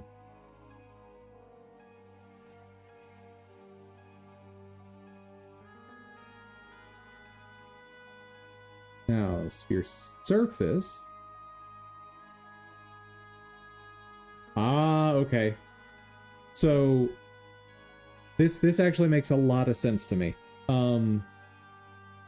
So if you take a whole sphere and poke random dots on it, you're going to get proportionally more and then you project it down onto a flat surface. Because there's more vertical area around the perimeter of what you've squashed down, you get a higher concentration of dots around the perimeter. All right. See? Learning.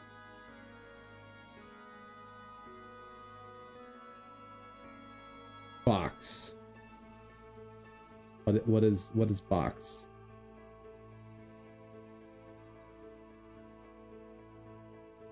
It didn't involve. All right. Ah, okay. Okay.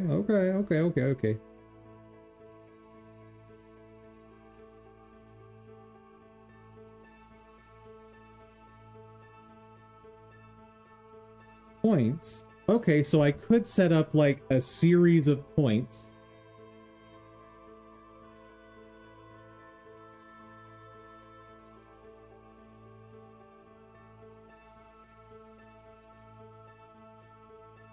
Particles will be emitted at positions determined by sampling this texture at random position used with emission shape points and directed points created automatically from mesh or node by selecting create emission points from mesh node under particles, the toolbar. Okay, so if I've got this correctly, I can provide a texture that is something akin to like a heat map, but probably only with like ones and zeros, and it will only emit at points where ones exist. That's what I'm guessing that is.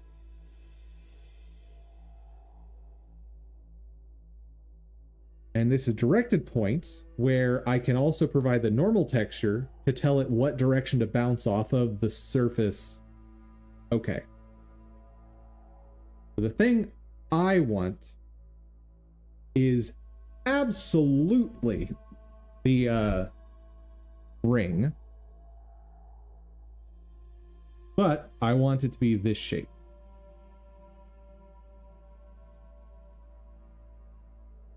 Okay. Very cool. Let's go ahead and make this thing bigger. Oh, that's not right. I want to play with some of this stuff. But how to make it bubble is the question. It's already kind of bubbly. So one thing you can do with something like this, that's kind of cool.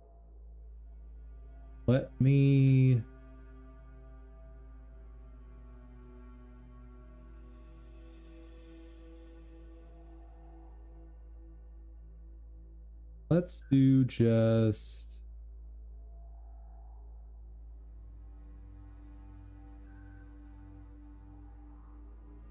gradient texture. Whoa.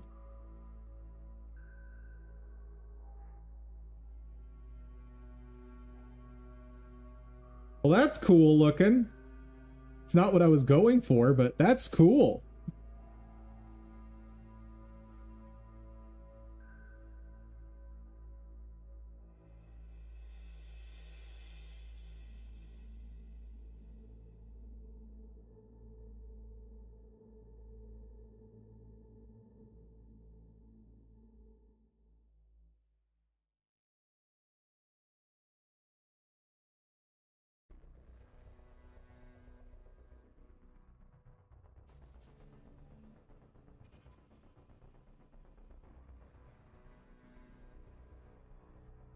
So what this is doing is it's just giving me the full gradient. That's not what I want. What I want is to randomize the color.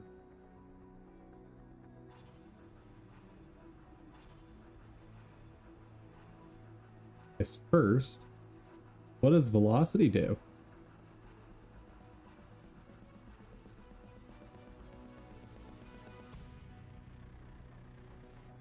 Potentially nothing.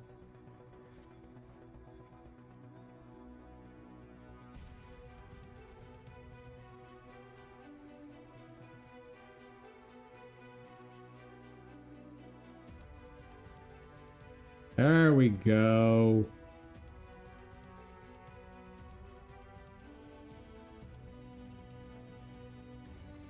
Oh man, I've got so much to learn.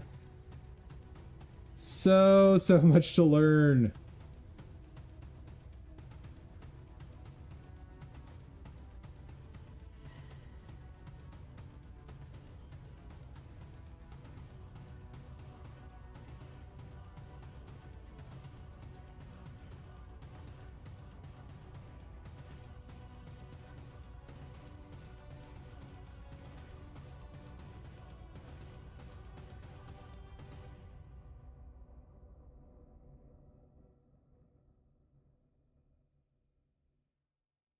Well, now I know how I'm gonna create a rain effect if I ever want to do that.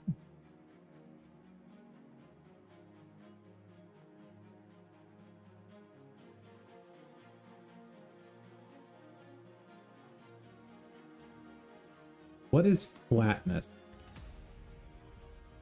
Down to spread along the y-axis.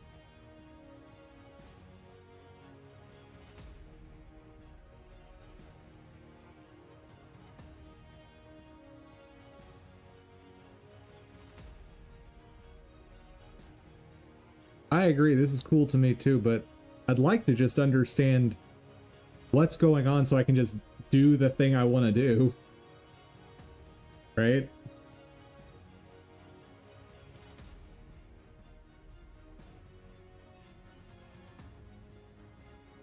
Whee!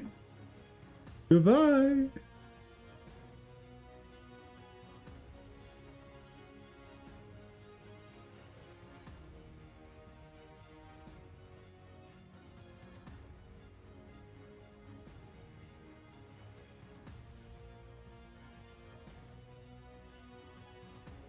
Okay, I don't actually want any of that, so boop-a-boop.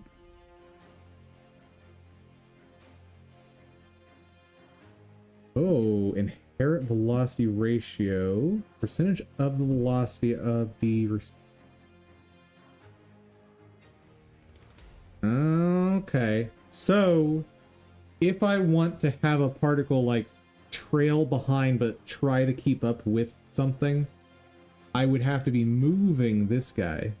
Like, I'd just make it a child of something else that moves. And then set this ratio to something like, I don't know, 50%.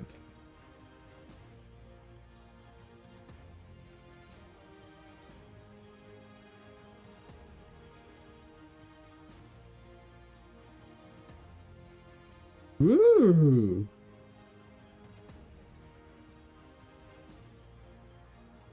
Okay, something's happening.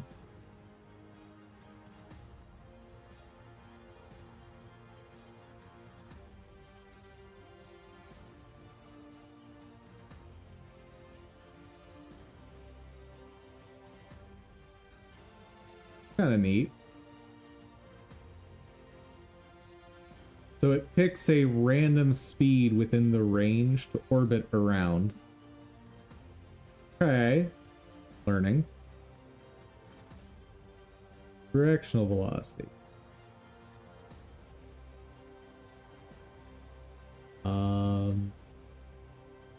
Don't know what that means.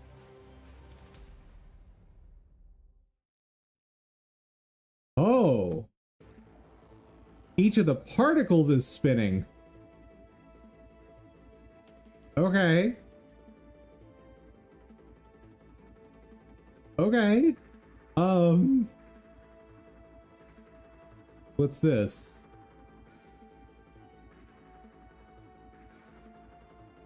Maybe because it's only one pixel, I can't tell what's happening. That's what I'm gonna guess. Oh! Oh my goodness, this looks so cool.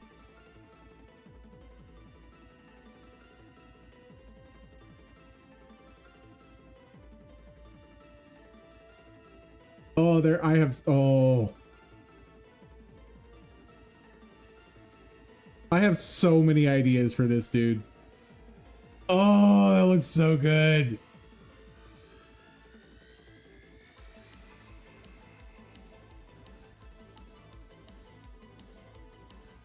I love it.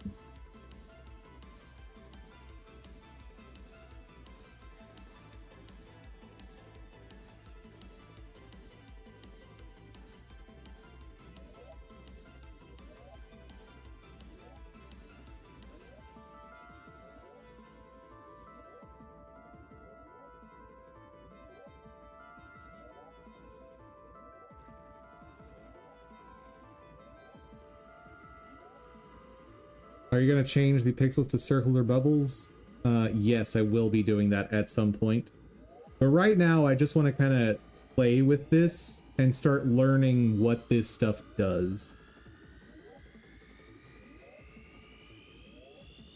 Oh, I can place that.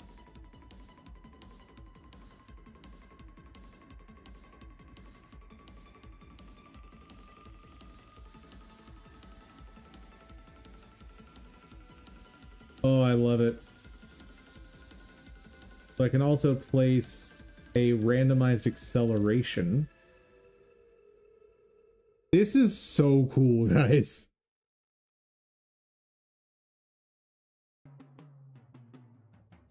Potential. Oh, okay. Dude, that looks really cool.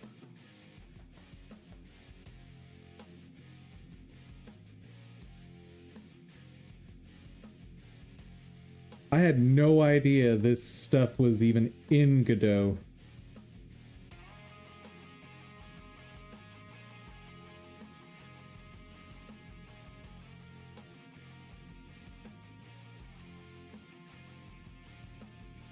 So what damping should do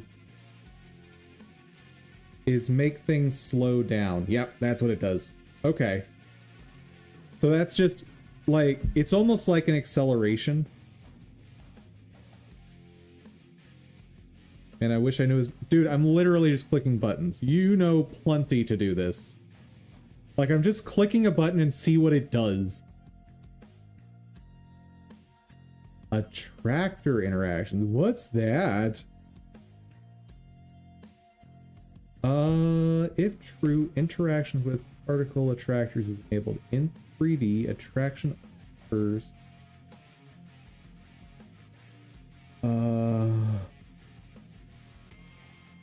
I have no idea what that is.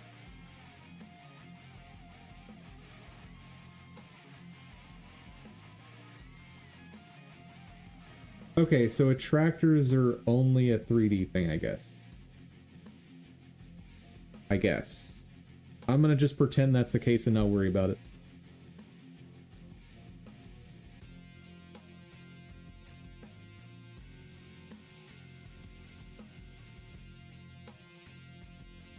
Oh my goodness.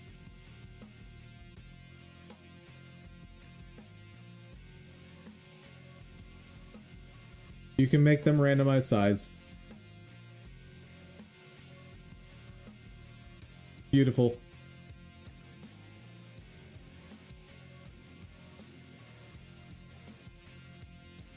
Watch it be important? Maybe. But nah, it seems like that's a 3D thing. It even mentions GPU particle 3D here. Scale over velocity. I'm guessing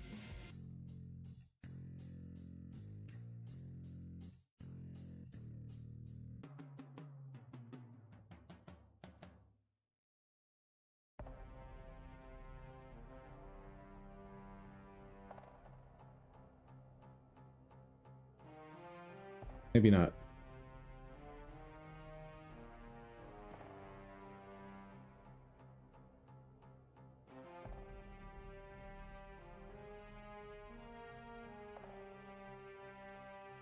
Please tell me what you are. You're not going to tell me what you are you? No!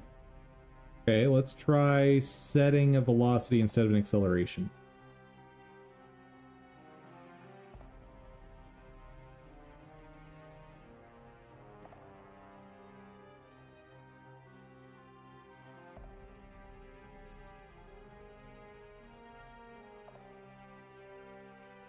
I have no idea what this does then.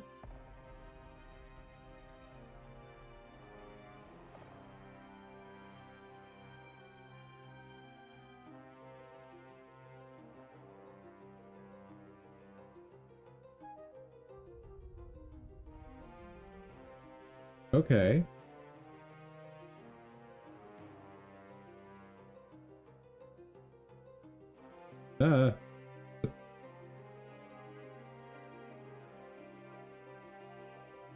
Okay. So I can set a gradient and it'll pick a random color.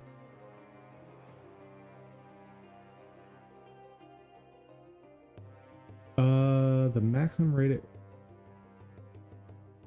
So this is under display, so it's just the appearance of the particles. It's not going to affect the physics of the particles, or it shouldn't, right?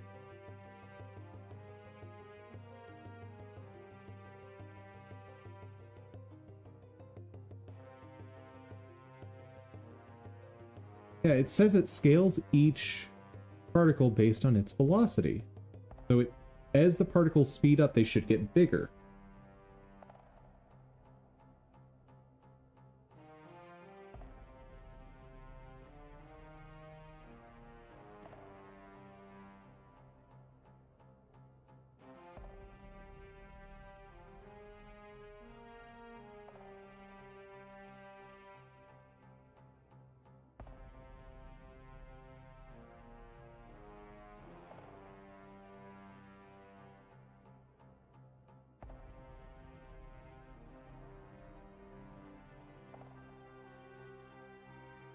The front meaning the left side.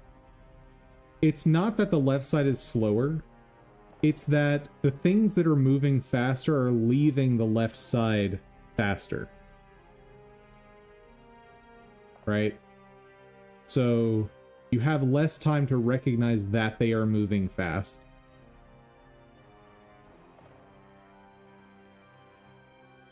Notice you'll see occasionally there'll be like this stray particle emits from the left side, but it's really fast. But because it doesn't stay on the left side, your brain goes, oh, the left side is slower.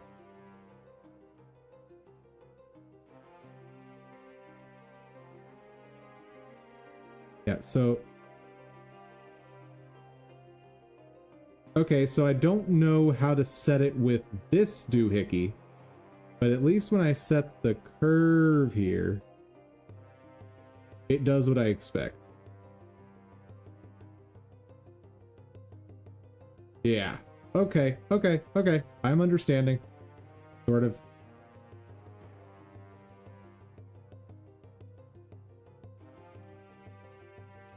Emission curve. Each particle's color will be multiplied by this curve texture over its lifetime. Property the visible effect unless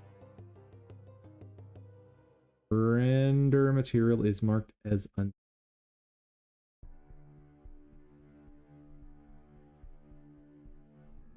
Yeah, I don't care about that.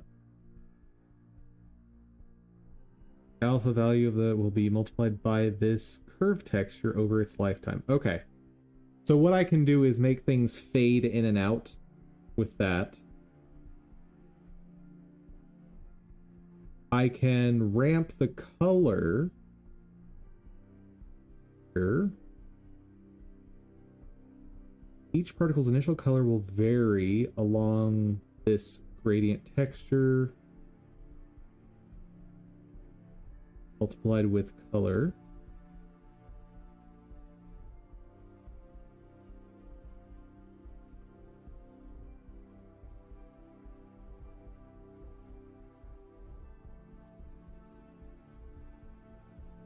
Okay. I'm not sure how this changes from just using the color ramp, but it's fine.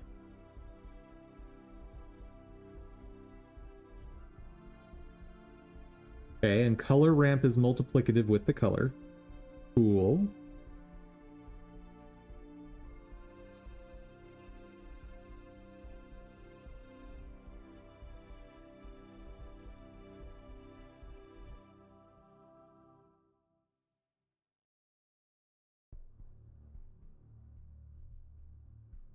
So if I were to be using this effect, which I won't, but if I were, I would do 0, -1,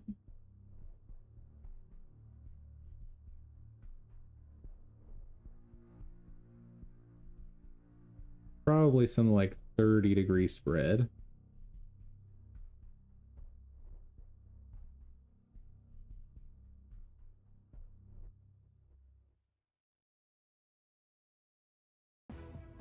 Could do that to Oogway something. I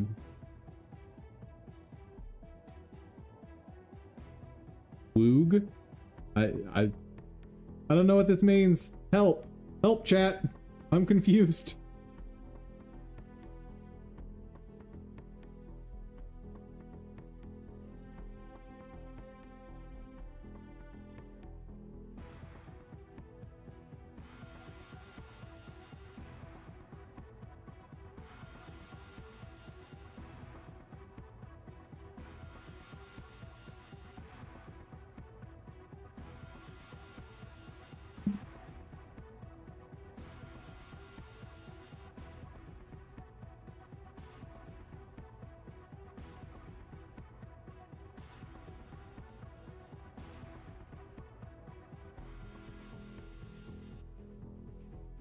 Make something slowly fade out of existence like Oogway in Fung Fu Panda.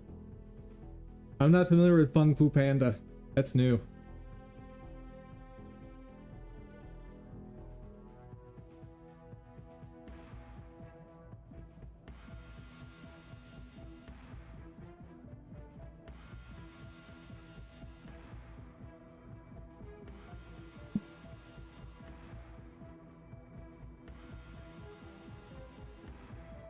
This does look kind of neat, though.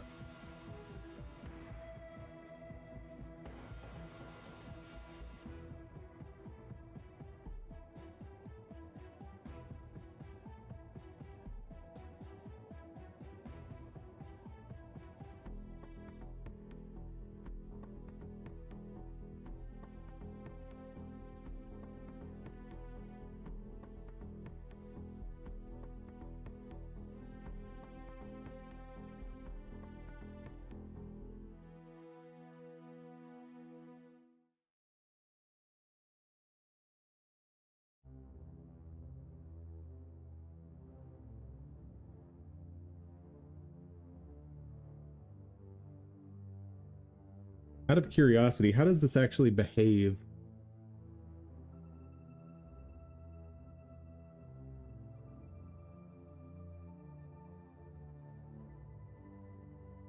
Okay, so the particles do stay behind.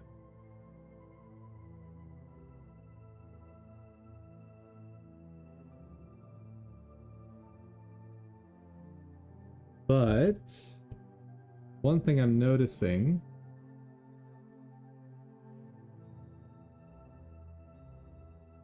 that's not what I want. Paint.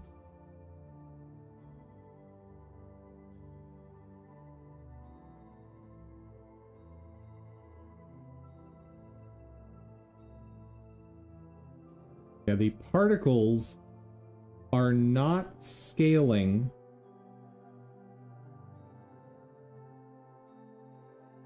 with the environment scale. Because what I've done for my world is I'm scaling everything up by a factor of 2.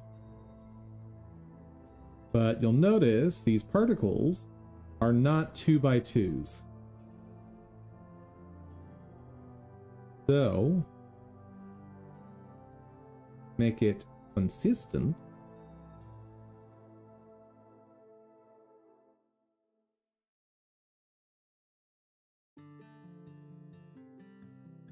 And I imagine if...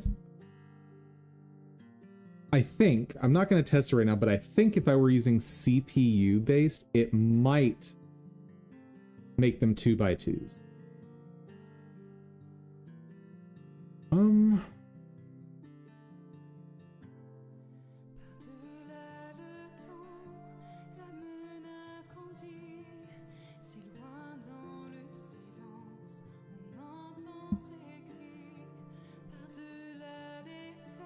Oh, that's the offset.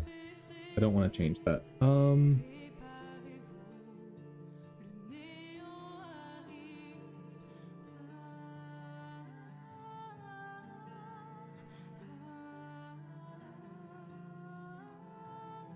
Change the behavior of damping properties from a linear deceleration to a deceleration based on speed percentage.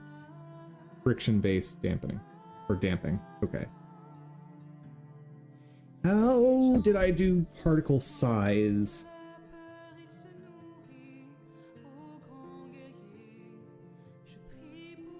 Display, scale. There we go.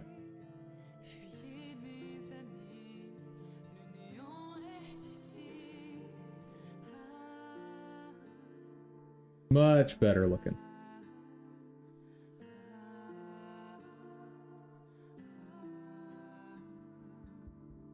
Let's just test it real quick.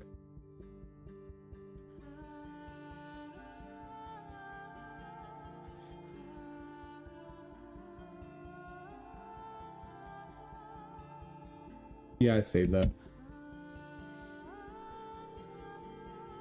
Much better.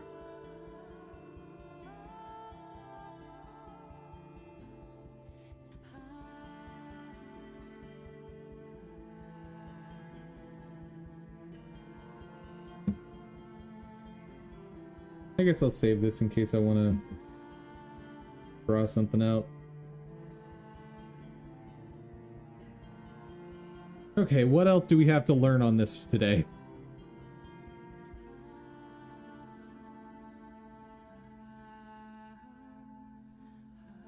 Doesn't that just make the particle bigger? Yes, it does.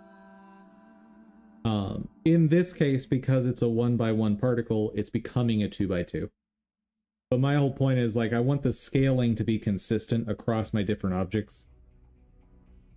Now,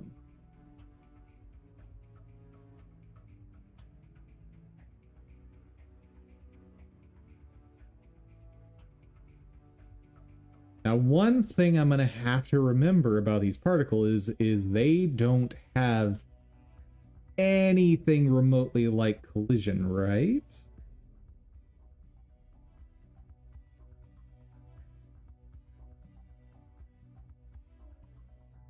.3D particles collide with particle colliders.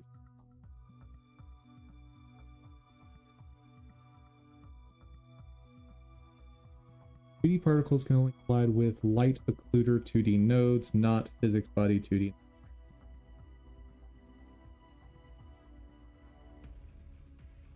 Okay.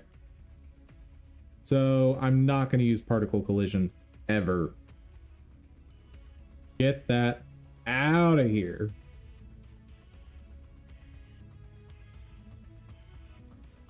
Good morning, still needs work. How's it going?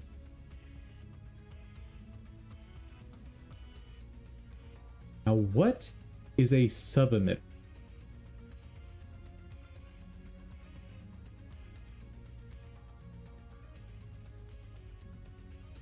Let's find out.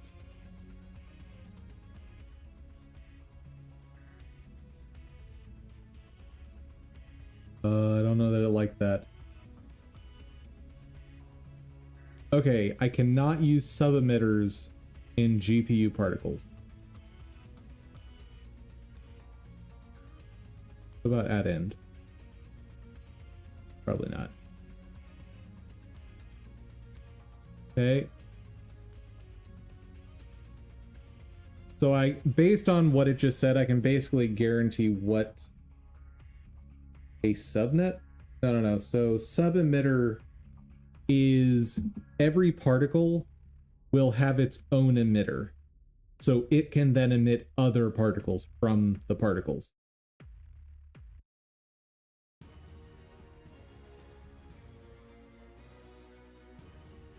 But I can't test it with this type of particle emitter, so let's add another one.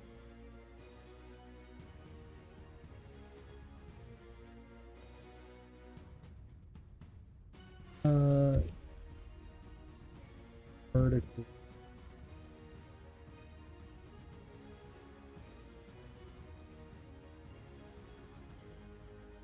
Let's talk CPU particles. Gravity. Oh, gravity. This thing is structured completely differently. Particles use parents' coordinates. Cause particles to move and rotate along the. Can I do?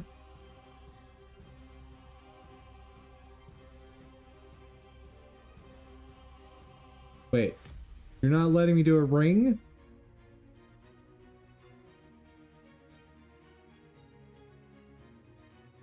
Garbage.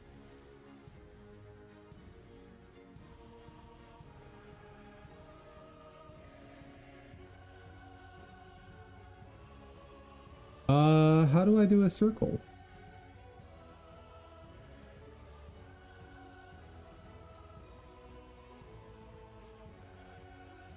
No, seriously, how do I do a circle?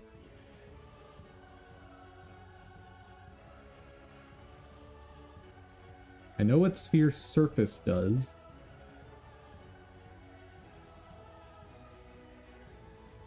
It was there the first time you saw it? Yeah, but I was on a GPU particles 2D.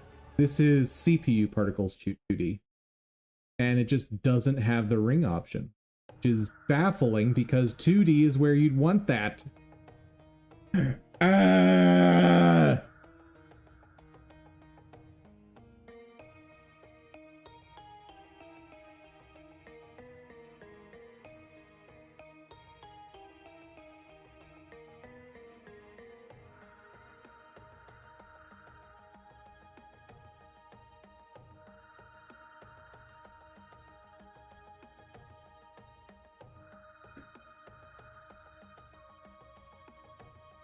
CPU particles 2D go circle.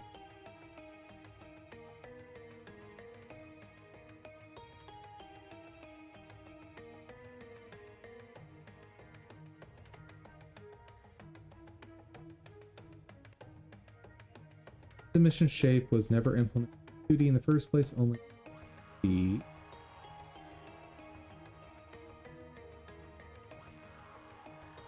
late to this proposal. I wonder why not adding radius circle. Wait, what?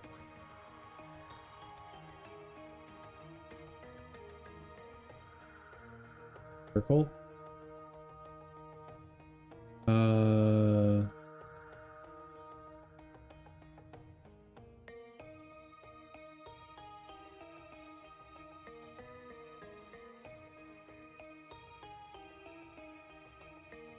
Current circle emitter. How do I make it? What do you mean current circle? What do you mean?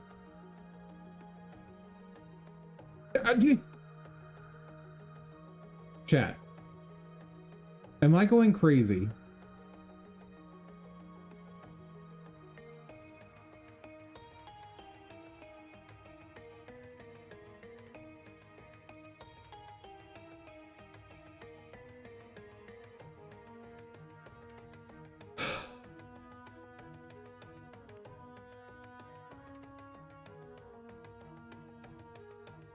Getting mad at online instructions of the Universal Canon event. You're not wrong. You are not wrong. Okay, so today, the title of the video over on YouTube land is just going to be learning and screaming at particle emitters. That's the title of today's video. Or maybe just screaming at particle emitters. The learning is implied.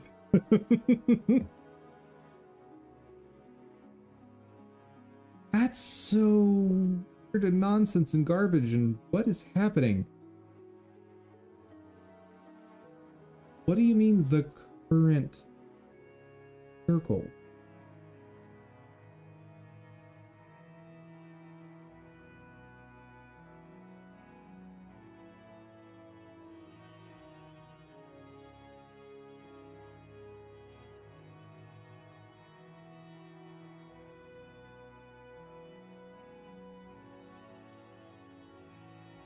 When I create CPU particles 2D with this. Okay, so they are using circle and sphere interchangeably because they are garbage developers. Don't ban me. But circles and spheres are not the same thing. Stop pretending they are.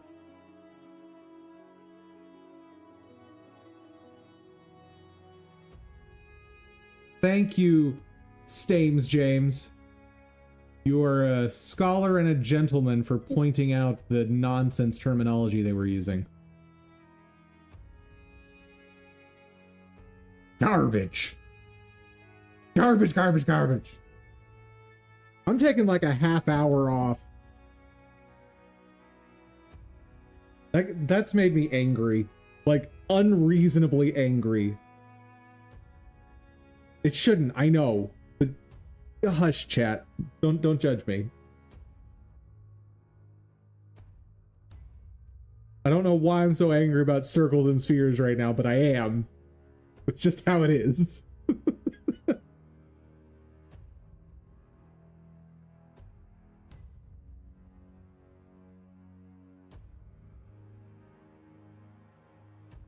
After the break, we'll learn the rest that I can from just toying around with CPU particles, and then we'll move on. Like probably that'll end stream.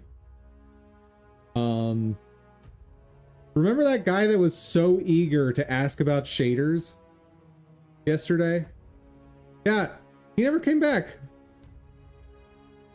I had a whole section planned for talking about shaders and checking out the visual shader UI. But oh well. I got my shader finished.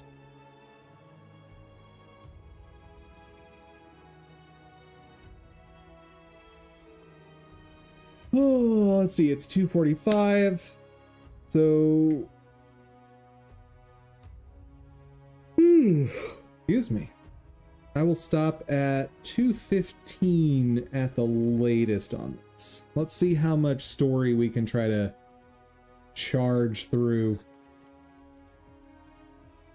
Actually, maybe I just want to do chests. I kind of just want to go do chests. Do that. Crack.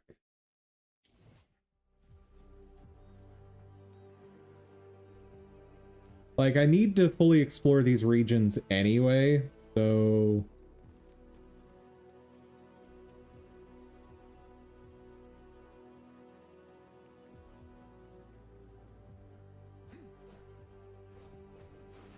Oh, that's not a rock. It just looks a lot like the rocks from the other region.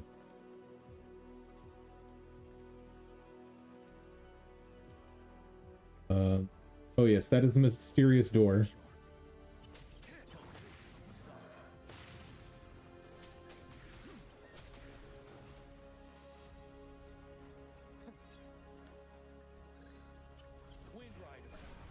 We're gonna just do it the easy way on these guys. Perfect.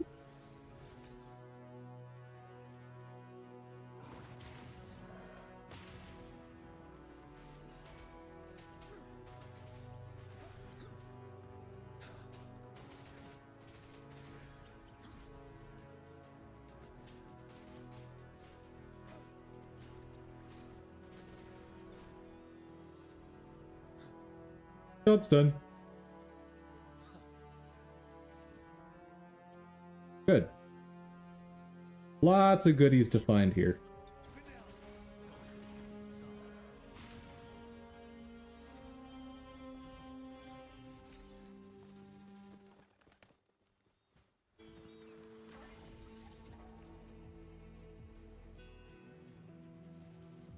Yes. Extra supplies.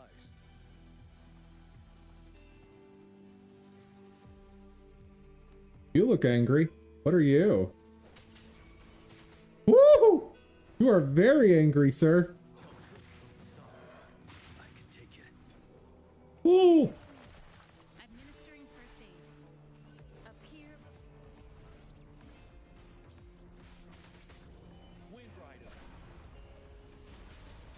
Time for a shot. Oh, heavens. Yeah, we're not dealing with you. Bye. I'll just have to mark that to come back here when I am so much stronger. That's a good icon for that. Maybe once I'm level 90 on all my characters. Oh, I cannot climb that.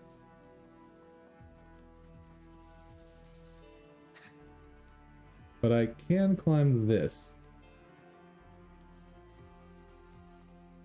Quick.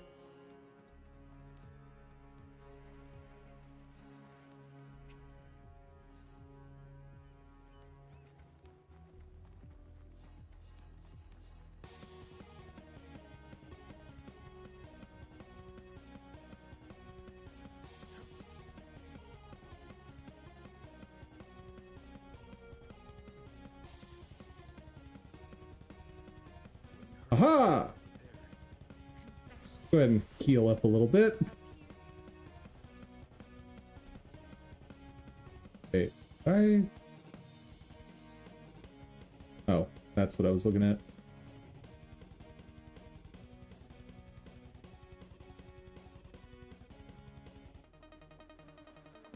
For emergencies.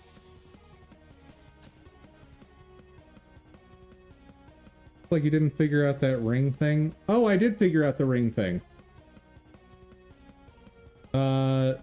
You missed me raging at the developers of Godot, where the devs that are looking at this issue are saying that spheres and circles are the same thing. That is unacceptable.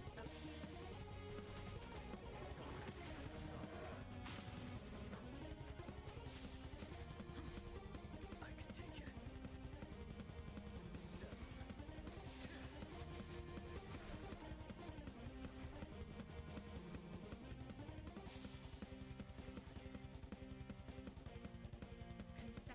And if anyone in chat wants to try and argue that spheres and circles are the same thing, even in 2D space, get out.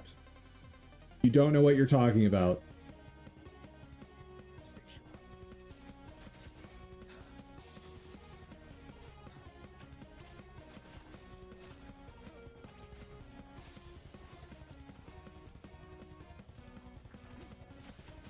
You're not allowed to heal each other. Get out.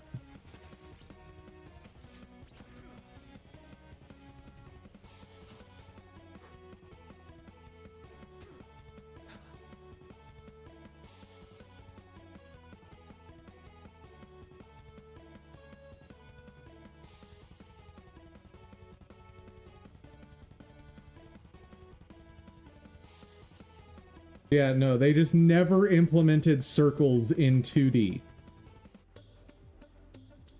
Ever.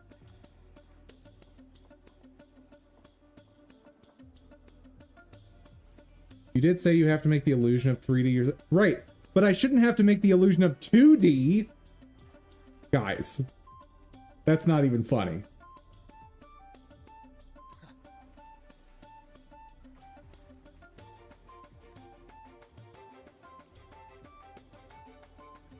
First I'm trolled by Godot, then I'm trolled by Godot devs, and now I'm being trolled by my chat. This is the worst day ever.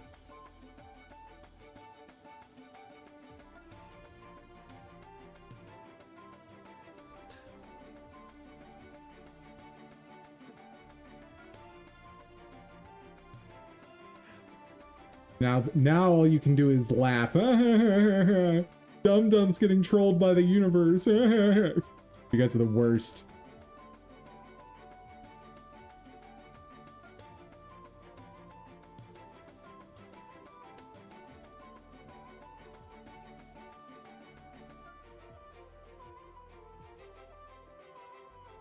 Pretty much, yes. At least you admit it. That's something, right?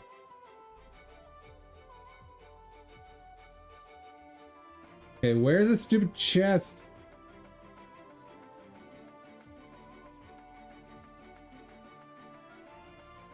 Not above.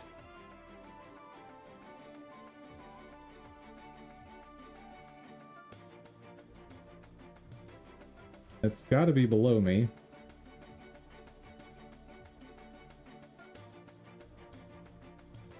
What's this?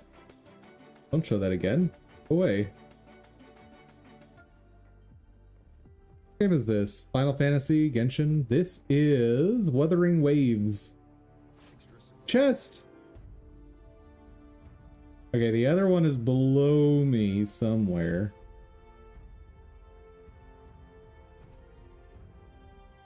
Still lower. Still lower. Oh, it's at this height. Oh, it's below this height.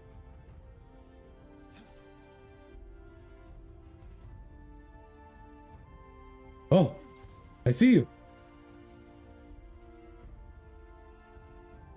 Stay sure. Got it. Hello, Bunny Rabbit. Will you join my army of ghosts?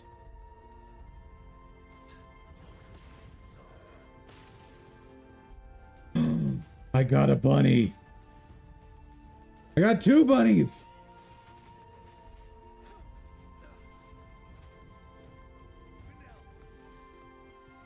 Three bunny rats.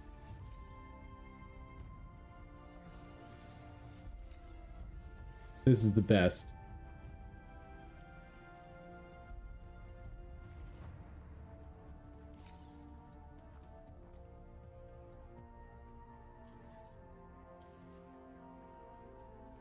A good vantage point.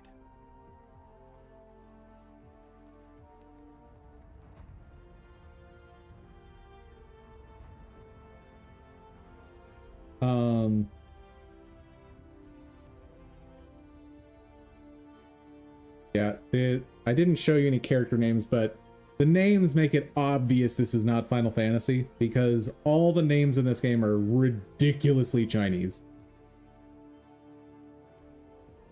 For emergencies.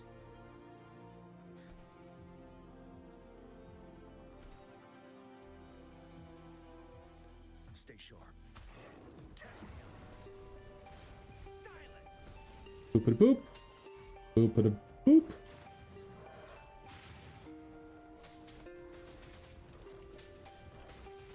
On, I need this to charge faster, otherwise it's gonna... There we go, got it!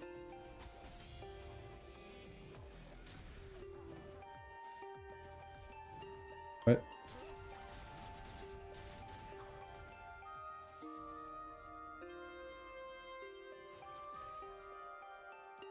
Extra supplies.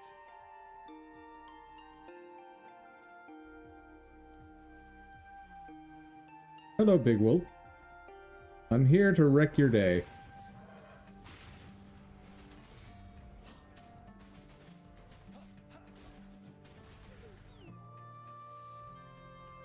Wouldn't hurt to be more prepared.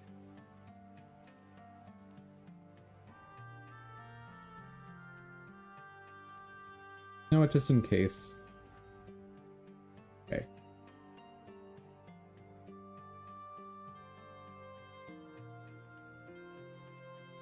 Oh, that's not what I want. There.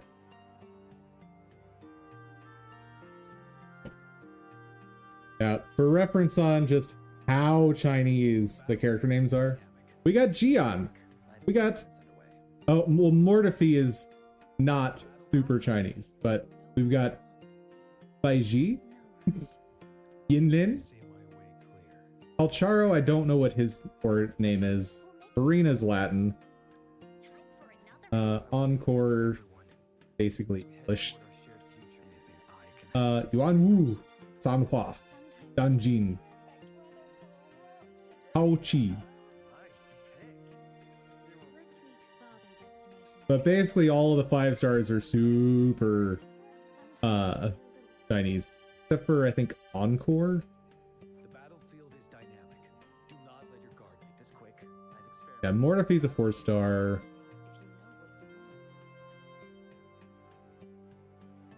Awuga jiggle physics? I don't know what you mean. So I can't give full details because I want this channel family friendly. But was watching a movie that a friend brought over. Okay, hold on. You say over excessive. A friend brought a movie over and we watched it, and there was a woman who it looked like they had turned the jiggle physics way too high. But she was real.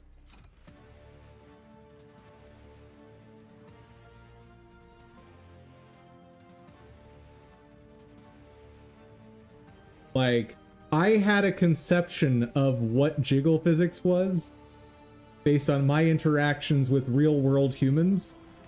But this woman, this actress, proved me wrong.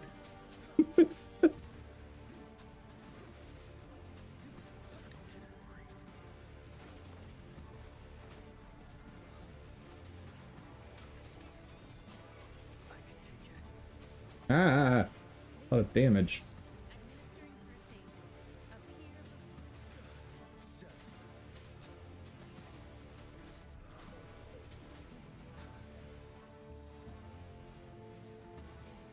And like, when I saw it, I didn't believe what I had seen. And so I'm like, okay, we have to stop for a second. I need to go back and see if this is real. And so we watched it again, and yes, apparently the jiggle physics in this game is not excessive. Not even close.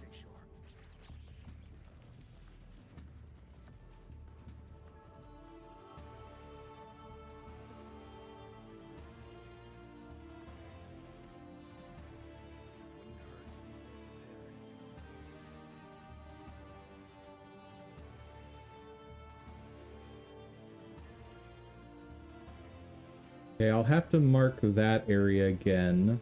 That's fine.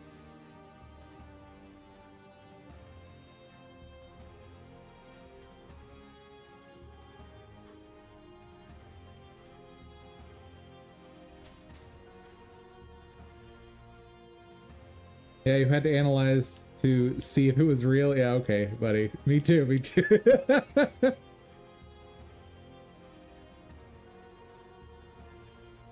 Dude, it's 2025. If I want to see that, it's 2025. No, it was I just was not aware that body parts could move like that, and I was in shock. So was friend. And it wasn't even like necessarily a very attractive woman. It was, what is happening? I'm concerned.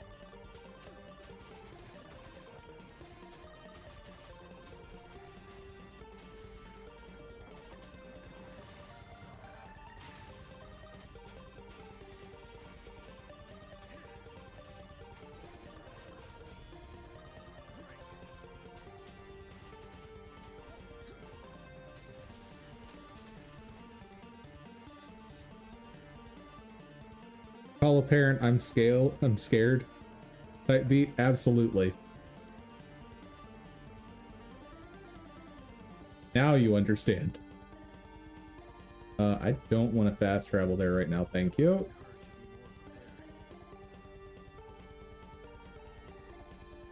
I have quests to do and chests to pick up.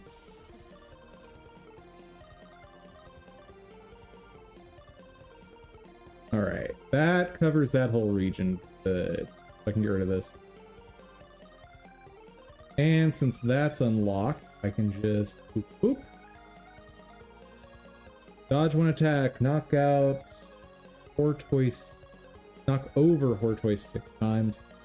Finish the trial with at least 30 seconds. I'll do this another time. There's clearly going to be multiple of these, so right now my priority is collecting chests.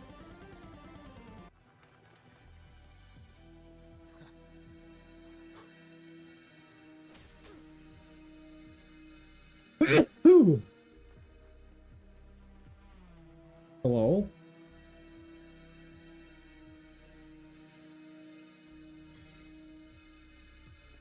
Are you done with your game today? At least on stream? No. Still want to look through the properties of a CPU particle 2D. See what else there is. Because the capabilities of the two are very different, it looks like.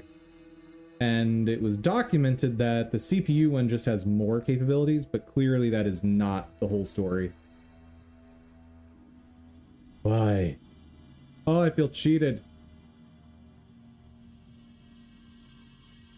Store the anchor at the crowds. I don't understand the words you're using, game.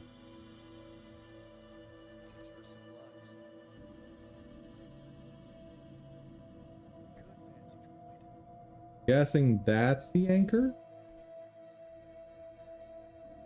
Red thing?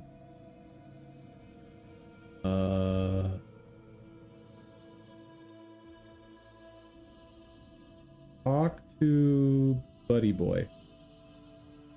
I can't climb on that garbage. Okay, how do I get out?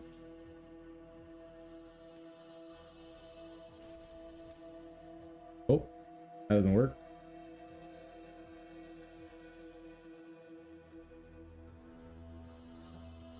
Maybe he'll be giving me a device to interact with those thingamabobs.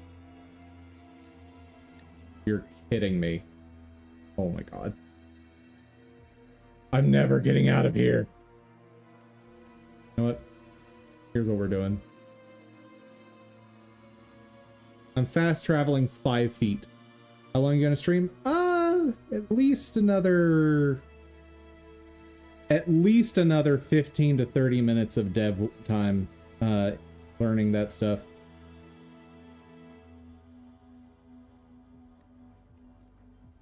But we'll switch back to that in about 10 minutes.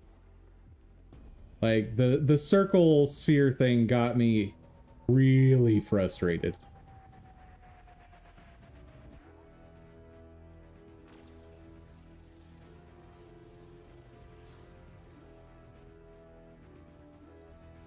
Like, Godot is a great engine, don't get me wrong, but occasionally I come across stuff like that I'm just like, guys, this is basic stuff.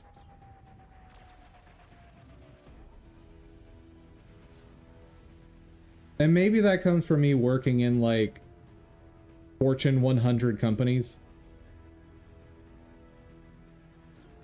But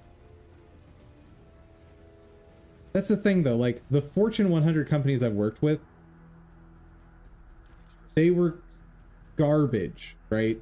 Like, it's the middle tier stuff that I'm used to that's, like, has really high quality standards. Even, like, small companies have surprisingly high quality standards. Like, my company, right? Like, I'm not going to release a product that I don't believe is sufficient quality. Clear the way in the corruption. Where are you sending me, bro? I don't understand. It's supposed to be like a orange cube, right?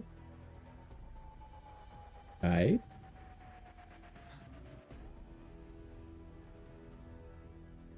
Oh, it's hiding back here. Got it.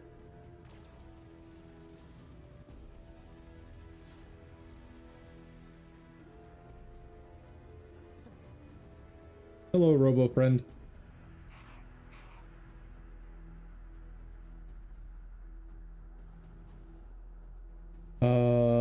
They only have 2 on their team, right? Whose team? What? What are we talking about? I need frame of reference. Pretty please.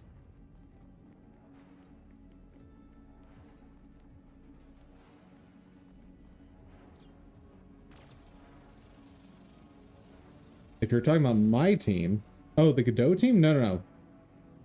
The Godot team is like a whole foundation.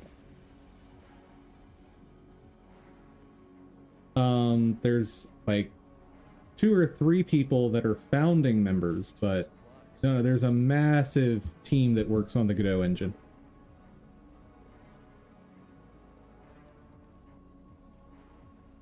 Really? You put me all the way back down here.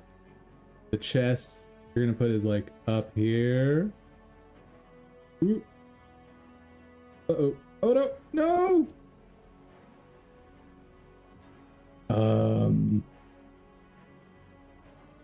Question. How does one scale this monstrosity? Conception.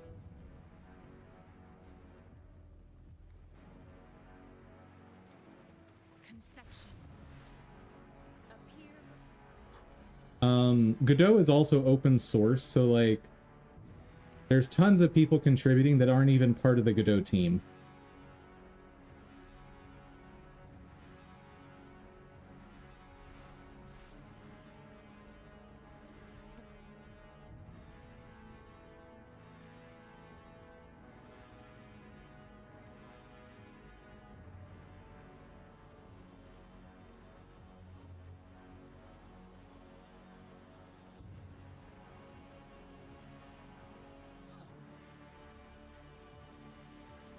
Ah, that's how you get up.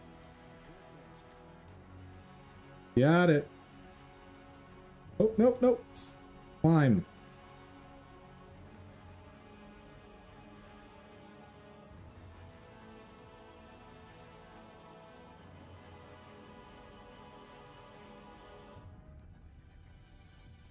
There we go. Much better.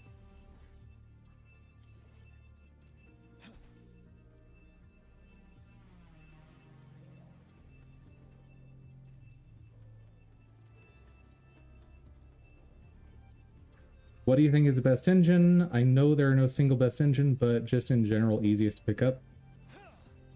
Probably Godot. By a fair margin.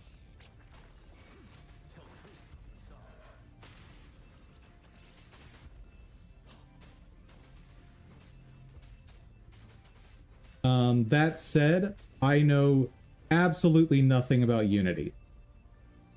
Because when they pulled their shenanigans, that was like a guarantee I would never use Unity.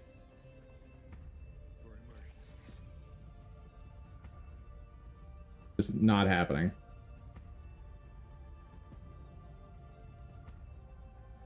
Wouldn't hurt to be more prepared.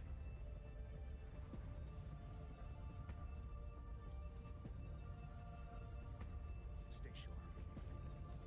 Oh, fishies. I don't need you. Bye. Extra supplies. Wouldn't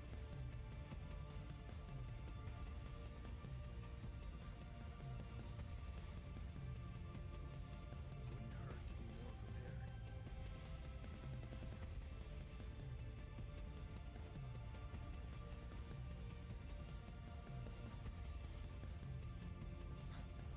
Yeah, I downloaded right before that stupid stuff they pulled. I'll say crap on channel. Crap they pulled, immediately uninstalled it. Yep. Yeah, I actually evaluated them and like I saw some things I didn't like about where they were trending in some of their conversations, and so like a week before the big announcement is when I was like, nope, not working with them.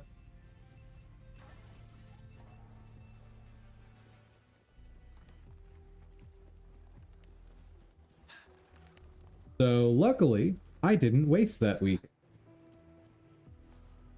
Hello.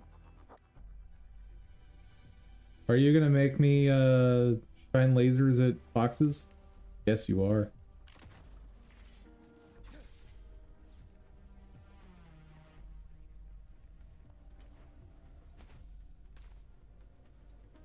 What? Good vantage point.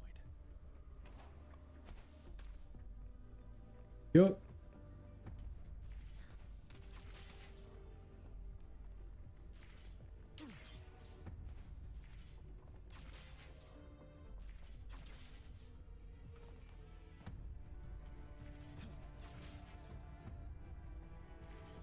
This is a bit finicky.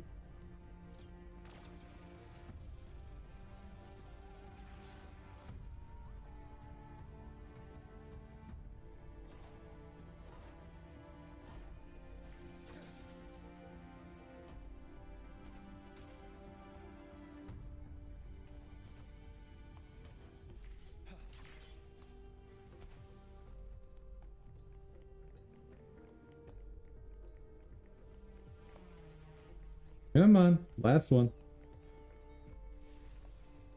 No? Oh, cheeky. Stay sure. I wonder why they would even do that. Hold on a second. Let me deal with these things and I'll read the rest of your comment. But just based on what I was able to read real quick, I mean, the reason any company does something like that is because they think it's going to get them more money. It's plain and simple.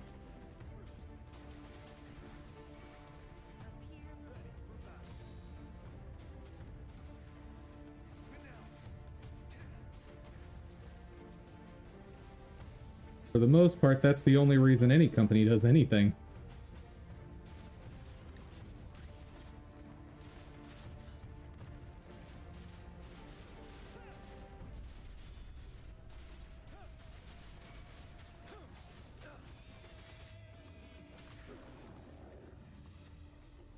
Good? We're good. Administering first aid.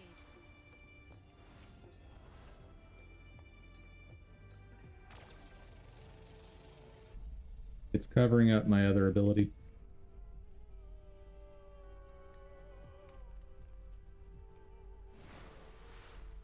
Appear.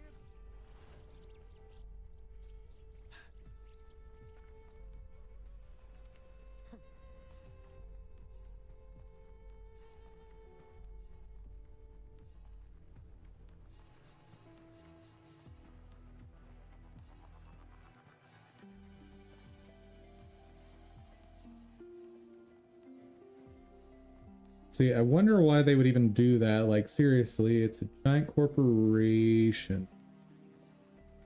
It had to have some, it had to have come up in conversation at least once, right? Like, they had to have said at some point, guys, maybe this isn't the best idea. Heard to be more prepared. So, one thing to know is with any big, as a company gets bigger, the amount that people will listen to coworkers and subordinates decreases exponentially.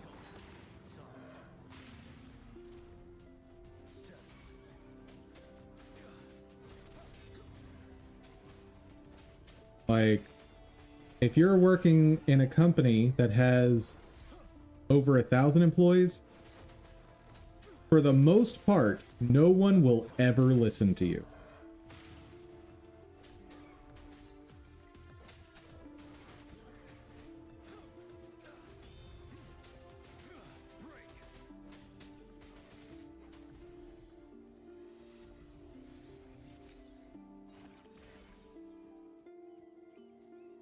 Now, I don't know how big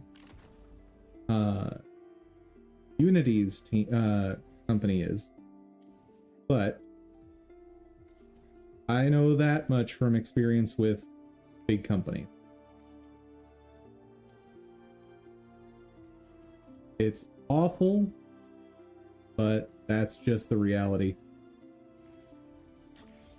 The TD Observatory is where we observe tacit discords across the world to predict the lament. It handles data collection, storage, and transmission of anything related. Guess that makes sense. Kind of impossible to listen to a 1,000 opinions. I don't agree. I think it's actually easier to listen to that many opinions when you have more people because you can delegate. The problem is, most people, regardless of how big their company gets, do not want to delegate things like that. Like, imagine you have 1,000 employees, right? Now, you create a new role that the only job of that role is to listen to the opinions of employees. How many people can that one person cover? I'd say at least 100. Like if that's their full-time job, right? Okay, so 1% of your employee base is for listening to opinions and figuring out which ones are worth implementing. 1%. That you should absolutely want to spend 1% of your time figuring out if people have good ideas. Materialize using the energy of the tacitite, we can harness it to our advantage. Now we have input data near the anchor, enough to form a climbing platform. And even if, let's say, 1%, like, you need more than that.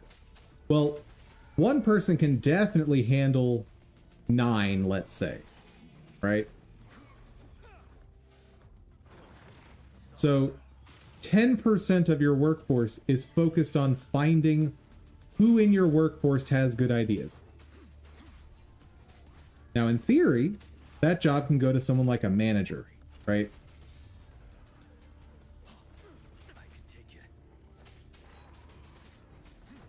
Oh my goodness. They stopped saying cheap viewers. They're now saying best viewers. Oh no!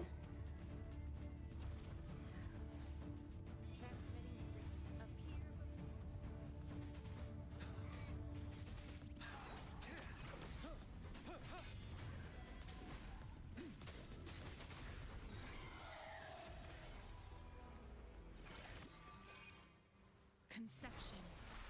I'll have to update my banned words.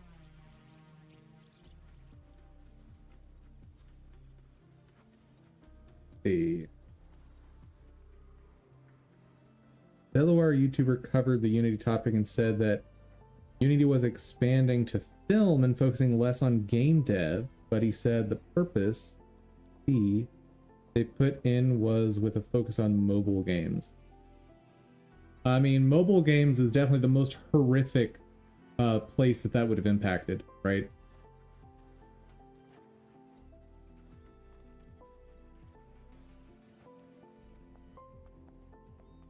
Like, that would just destroy Unity's usage within the mobile space.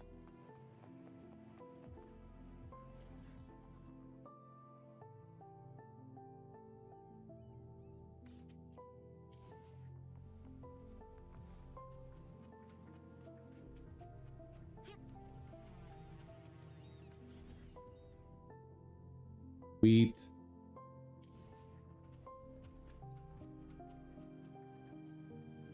What do I need to do here since I'm right at it? Take fewer than 5 hits, defeat the Prisma via... Wait. Defeat the prisms. All prisms.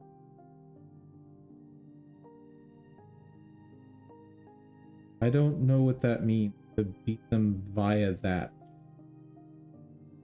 Oh, it's already well past the time I said I'd stop. Here, let me just grab this and we're done. Conception. Like, right in the forefront of my mind.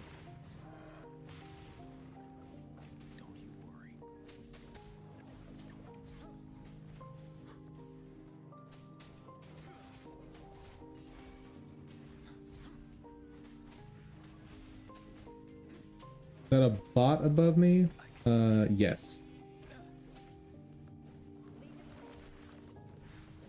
Up here.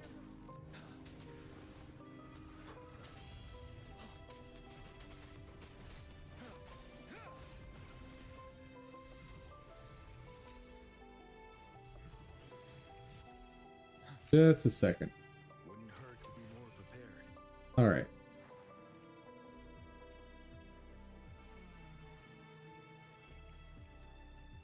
And on that note, getting out of here before I try to do something else. Also, I guess I never thought of it that way. I know for sure if I ever start a company, I'll definitely listen to my employees. People have great ideas that need to be heard. Well, and the thing to keep in mind is a lot of people have terrible ideas, right? One amazing example, I had a viewer come in here and tell me his idea of how indie developers should operate, and that the first game you put out, you need to make sure that it doesn't take more than 6 months to develop. What? 6 months to develop a game from scratch? You are limiting yourself in terms of scope, style, and quantity of gameplay so dramatically that, like, unless you want to just put out stupid arcade games,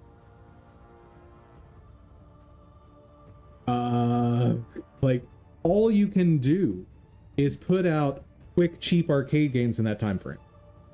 Which, don't get me wrong, I love that type of game. Those are super fun. But also, even bad ideas can spark imagination for other people. They can, but once you reach a certain amount of ideas, you have to be able to filter and delegate, right? And so that, in my mind, is where managers come in. Like, what should be happening is, if employees have a good idea, they should be able to tell their manager.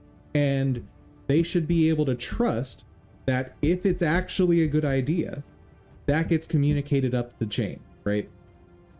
Like, let's say, Jaro, you're my manager. So I go to you and I say, hey, I have this awesome idea for updating our business processes, right? And I lay it out in detail and I explain, like, it's gonna save us this amount of money, it's gonna get us this new revenue, blah, blah, blah. Okay? I think at that point, as a manager, it is absolutely your responsibility to go to your manager, and let's say your manager is, I'm just scrolling up in chat, still needs work. You're Jaro's manager for this example. It is, in my mind, it is absolutely your responsibility to go up to Still Needs Work and say, hey, my employee had this really cool idea. And depending on how many levels up it needs to go, it needs to be propagated, right? Need to have balance. I think so. There isn't too much positivity where bad ideas get out because no one wants to criticize bad ideas. Oh, absolutely agree. What I'm talking about is that manager needs to be reliable enough to be able to filter those ideas, right? I think that's a basic function of a manager. And I've maybe had one manager in my entire life that did that, right? I think I've had maybe 2 managers that properly acted as an advocate for me. Which, that's the other basic function of a manager, right? Like, there's a few basic functions. You've got, they need to be able to filter ideas and know when to move them up the chain. They need to be able to foster growth in employees, right? And They need to be able to properly advocate for their employees. That's kind of it.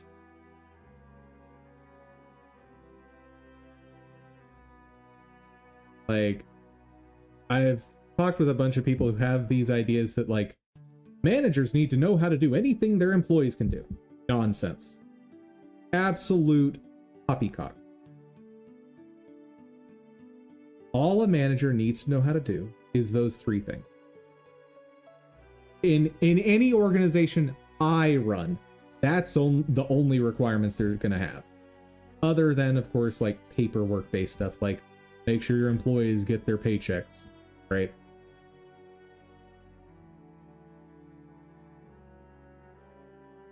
But in terms of actual skill set that's not just rote memorization, I don't think it's that complicated. All right, let's learn all of this. Or at least as much as I can by just clicking on random buttons. We got a bunch of particles. If I increase the lifetime. Ah, that makes sense. Okay, so what's happening here is my lifetime is so long that when it tries to spawn new particles, it's got to like wait for the old ones to go away. Okay. 6 months to work on a game is so little, especially for indie and solo devs. I think Pirate Software said it best, always have a job until game dev can pay for your bills. You just can't delegate time in 6 months while having a full-time job.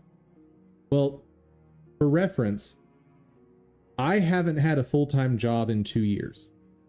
Like, I've been living off of savings while working on various projects. And even with that, 6 months is nowhere near long enough for a game as a solo dev. Maybe if you're making something really, really, really lightweight, right? Like something you throw up onto the Steam store for like $2. But for a game of the complexity I'm trying to make, like, I knew this was going to be minimum a year endeavor, and now that I have more time into it, I understand it's really more like a 3 to 4 year endeavor, which I'm fine with.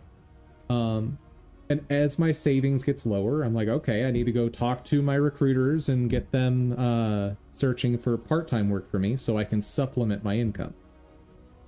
But even with a full-time schedule on game dev, 6 months is really short. What is pre-process? Oh. Started as if though it had already been running. Okay, so don't have the startup time on particle generation. Got it. Speed scale. I think I know what this will... Yeah, there we go.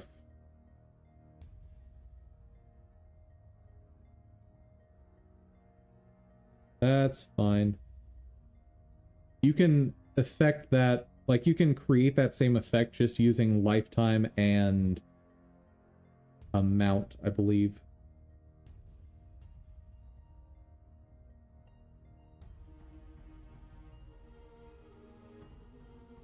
Even Balatro took 2.5 years?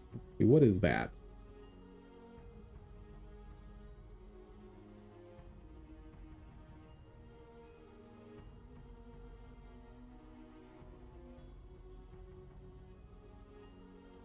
And this is what, just a card game?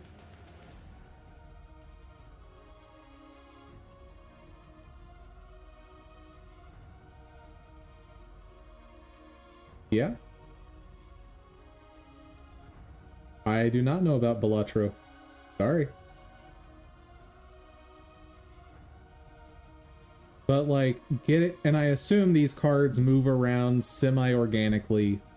So like, getting all of that hammered out is really tough. So, assuming this was a single developer, yeah, it's gonna take ages. Was up for Game of the Year? Dude, I don't follow Game of the Year stuff.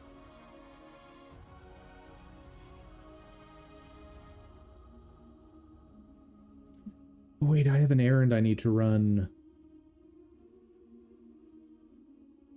Hold on, let me check off screen. I need to see something. When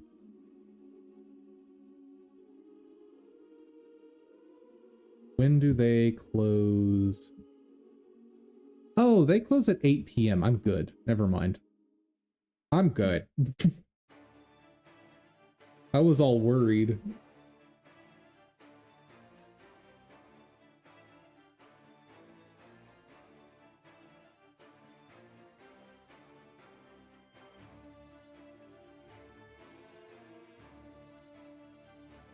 He didn't either, and he didn't even show.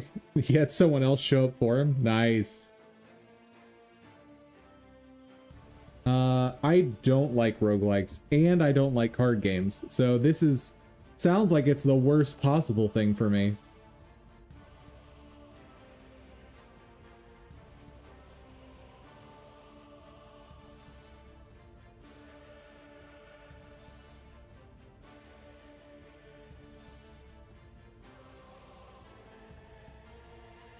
Oh my god, I just realized what your name is.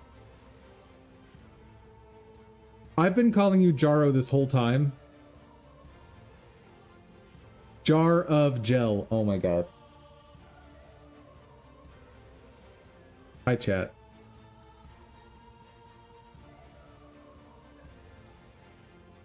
How's it going, chat? Oh, I am in peak form dum-dum today.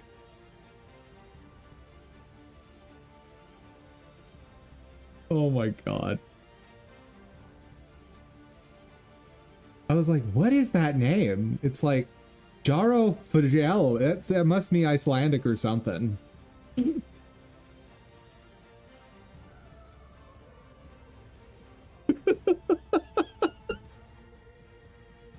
Woo! Couldn't get jelly, so you just had to do gel. Oh, what is explosiveness? How rapidly particles in an emitter mission cycle are emitted? Ooh. Oh.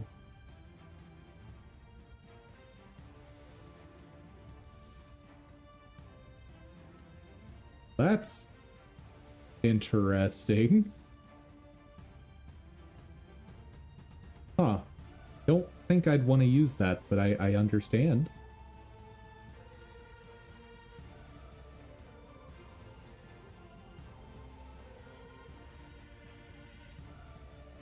Okay, don't know what that's doing, but cool.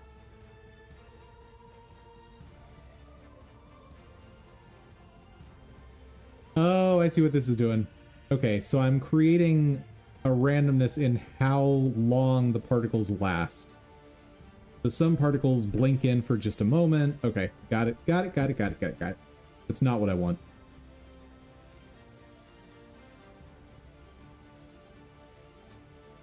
Interesting. Okay. Frac delta, if true, results in fractional delta calculation, has a smoother particle display effect.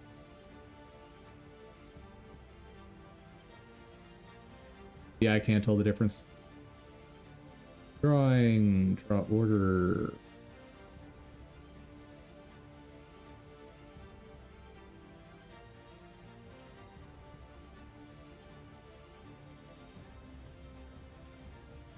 Oh, local coordinates. So like if I wanted it to follow with the parent, I think I would switch this to local coordinates. Okay. Sam is my full name. So I just went with that. My online personality. Jam, jelly. They are not the same thing.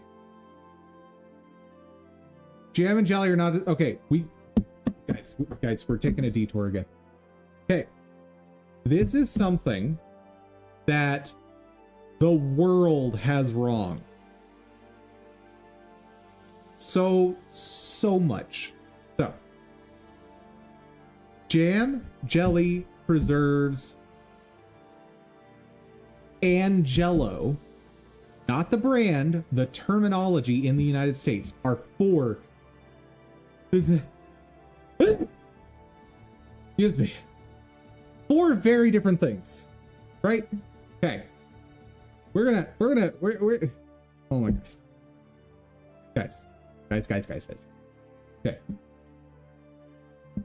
We have four very different. And let me get you. Jell-O, right? Oh, that's not what I want. Jelly.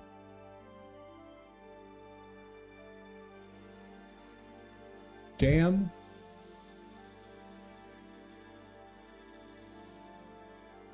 And preserves. Okay, so in the United States, these are all four distinct things. So here's what we're gonna do. We're gonna make a little chart here. I hope you're ready for this, chat. This is vital information. Okay? And we've got I don't know about the rest of the world, so we're just gonna do US and UK.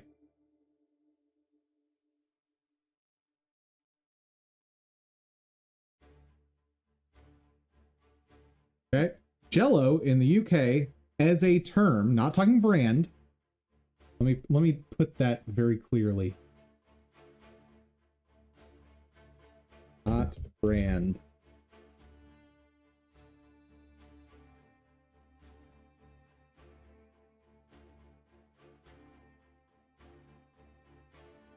Okay. Because we in the United States have the term Jell-O. So this does not exist here. Right? Preserves does not really exist in the UK as a concept the way we use it in the US. You might have preserved foods, right? Like jarred food or canned foods, but that's not what we talk about in the US. We're talking about the foods themselves, right? Okay. Now, jelly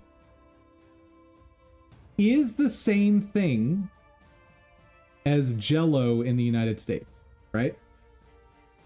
These are the same thing, okay?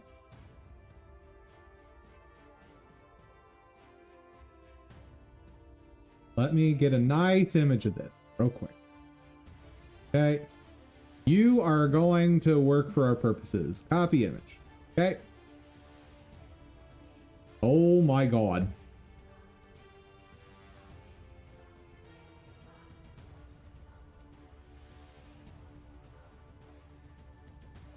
So US Jell-O and UK jelly, same thing.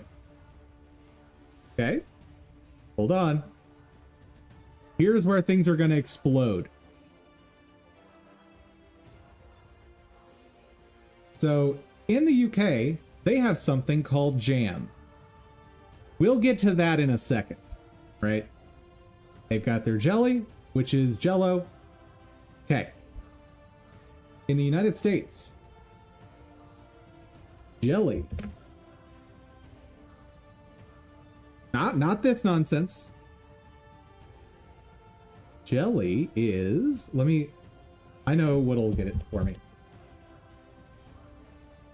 Where are you? Here we go. This will work. Apple jelly. So what this is a pectin-based breakfast spread that is completely clear. Like, it only uses the juice to produce the product. Okay? Let's get that in its box. Okay? Now, what is jam? Jam is very similar. Jam is also a pectin-based spread that has little bits of fruit in it.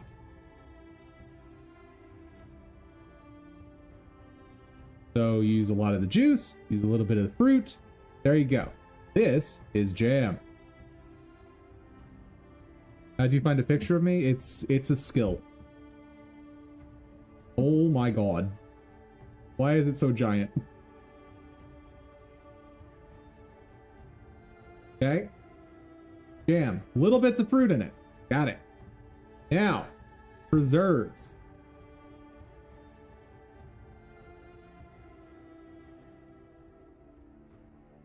Where are we?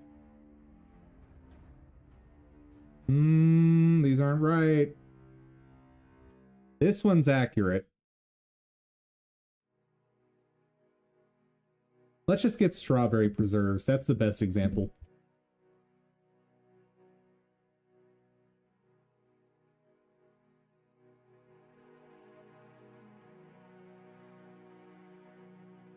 Here's probably a decent example. So preserves have whole pieces of fruit in it. Also, a pectin-based fruit spread. So within the United States, if you want big, chunky, chewy pieces of fruit in your fruit spread, you ask for preserves. If you want little pieces of fruit within your fruit spread, you ask for jam. If you want no pieces of fruit, you want just consistent jellied product as your fruit spread, you ask for jelly. And if you want a snack or dessert that is gelatin based, you ask for jello. In the UK, if you want jello, you ask for jelly. Okay, that's fine. That's absolutely fine. In the UK, if you want jelly or jam or preserves, the only word you have to ask for what you want is jam. That's all you got. So when you ask for jam in the United Kingdoms, you don't know what you're getting. It could be any of these. Like, if I want a spiced apple jam in the United States, I can ask for that. And I get basically like a breakfast spread, a fruit spread that tastes kind of like apple pie. When I ask for that in the UK, it might not have any fruit in it. That's not what I wanted. It might have tons of fruit in it. That's not what I wanted either. Chat, I have feelings about terminology and language. And the UK, in their fruit spread department, is sorely lacking. I'm glad you understand. I'm glad you're all on my side, and there is no room for dissent on this one. Not tomato, tomato. These three are very different things. If you ask for ketchup and I give you tomato paste, are you going to be happy?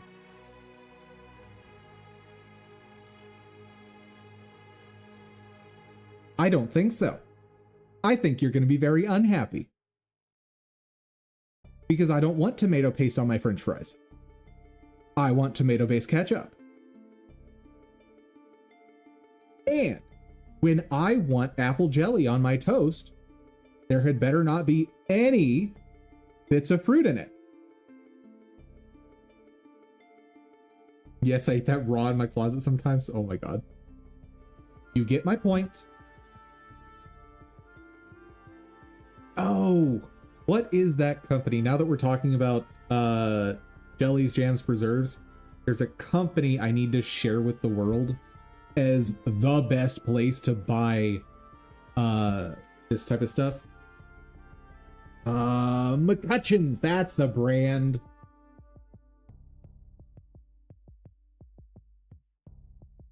This place is amazing. And someone's gonna, like, if this video ever goes viral, I am so sorry, McCutcheon's, please save a stash for me because I do want to order. I'm so sorry.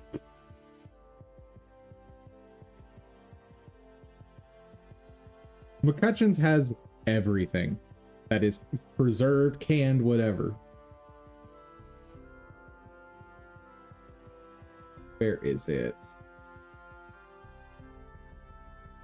Oh yes, the pint sampler. Oh my god. I love this place. Oh yeah, they've really expanded their fruit butters. Do you like apple butter? How about pumpkin butter? How about cherry butter? How about peach butter? I didn't care for the banana butter. Sorry, McCutcheons. You're great on almost everything.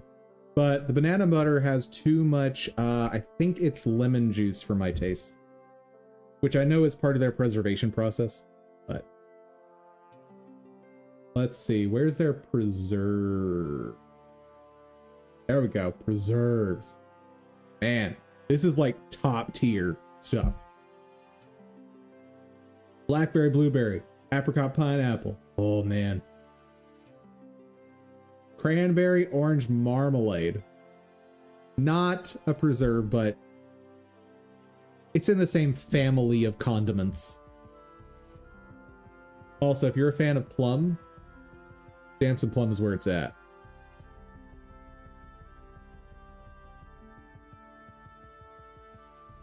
Jaro, calm down. Calm down.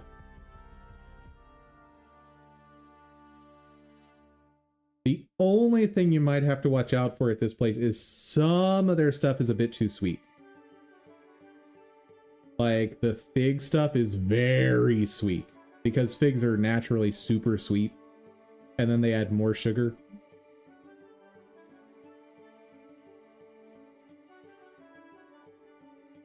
But yeah, they've expanded into all kinds of crazy stuff like salsas. I'm not a salsa guy, but like you people in chat are gonna have to like order from them and let me know. Hashtag not sponsored. I would 100% take a sponsorship from McCutcheon's at any stage of my company.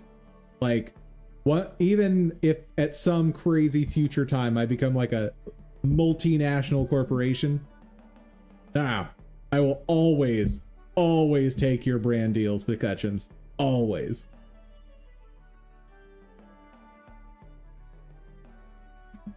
Love that company. What were we doing? Jaro got me all bothered about jams and jellies.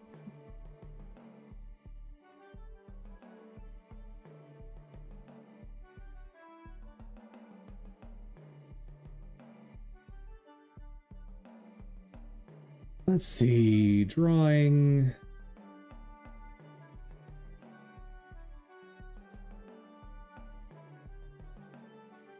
Oh, that's actually like the displayed texture. Got it.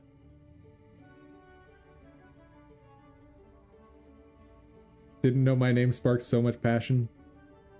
Oh, Jaro. And from now on, by the way, because I didn't get your name for so long, you are just Jaro now. I hope you're okay with that. Particle flags align. Why? Okay.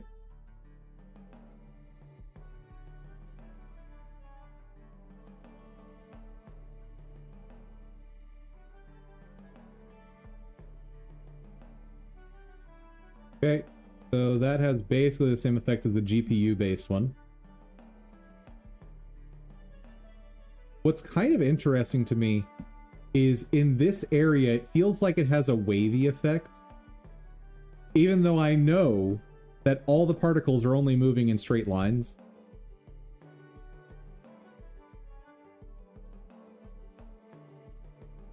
Okay, so we know what that does.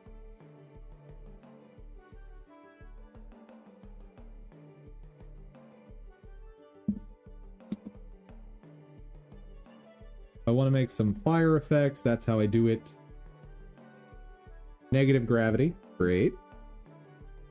Angular velocity. That makes the particles spin. Got it. No! Yes, that is your name, Jaro.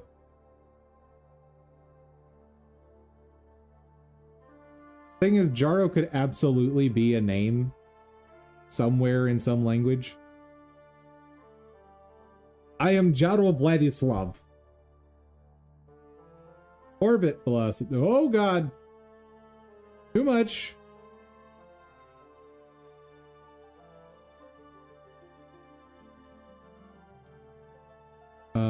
One. There we go. Okay, if I want to have them orbit around a point, that's how we do it. And I suspect I could get some really cool effects out of this.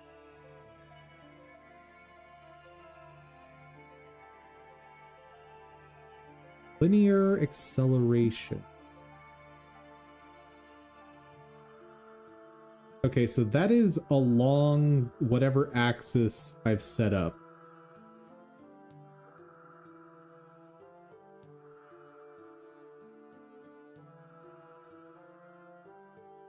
Interesting that I don't get to pick a direction for that acceleration.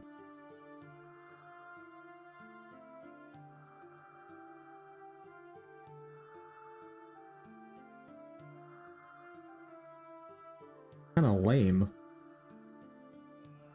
So the whole documentation where it said that the CPU particles just have more options is just a lie. Or they're hidden somewhere in here.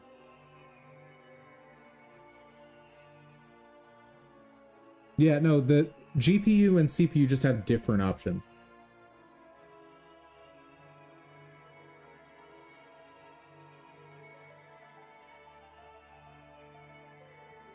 Alright. What did I do here?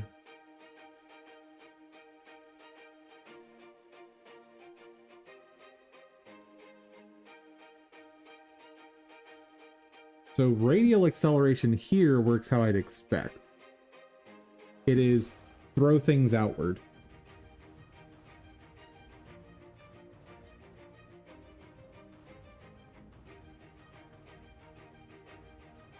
We're gonna try and change your name to Jaro Jam. Yeah, sorry, but you are Jaro. Tangential acceleration, that should fling things outward, right? Yes. Which is very, very similar to orbit velocity, but it is different.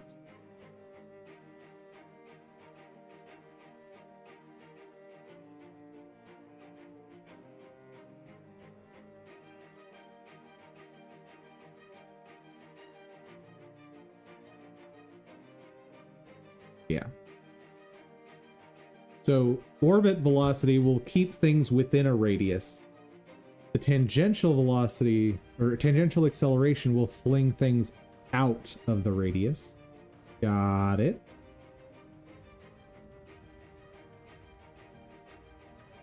Damping.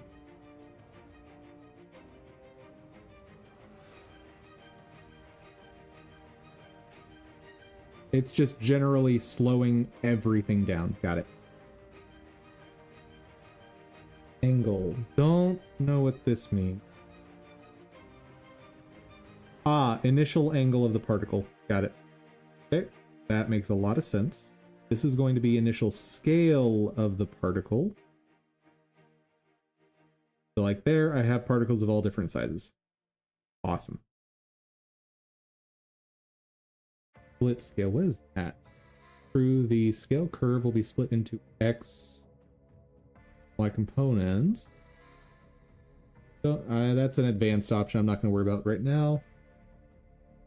Color ramp, initial ramp. Yeah, that's the same as GPU.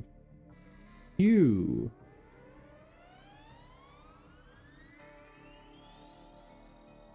Oh, okay, so if I have a color selected,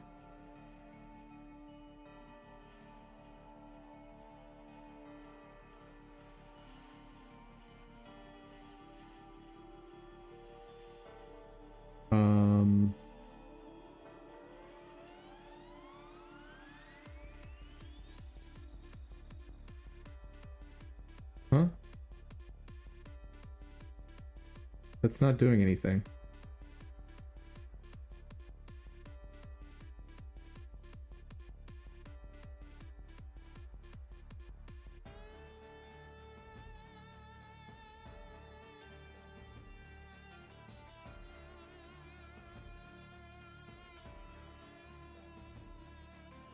Why isn't that doing anything?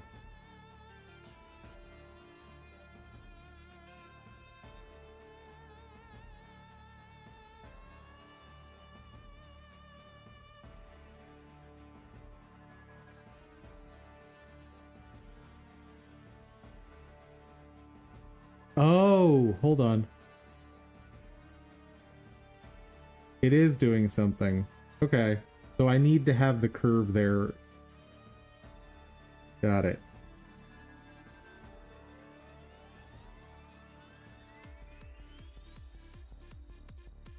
Why?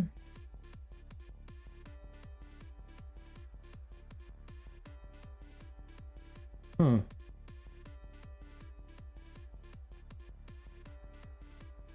I'm getting just very slightly different hue.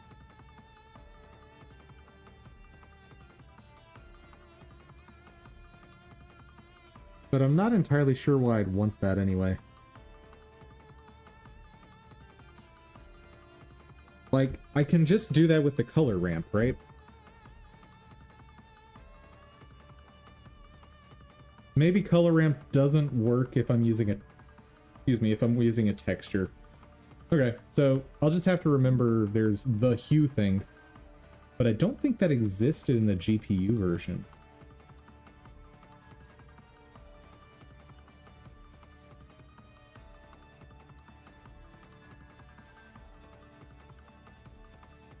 Hue variation right there. Okay, it does exist. Got it.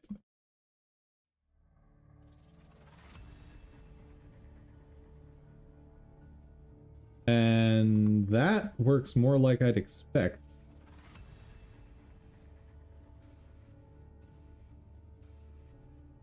I would have liked it to have more of a dramatic effect, though. See, that's not a massive hue shift.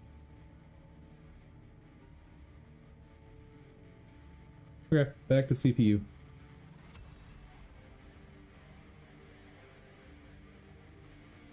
Animation.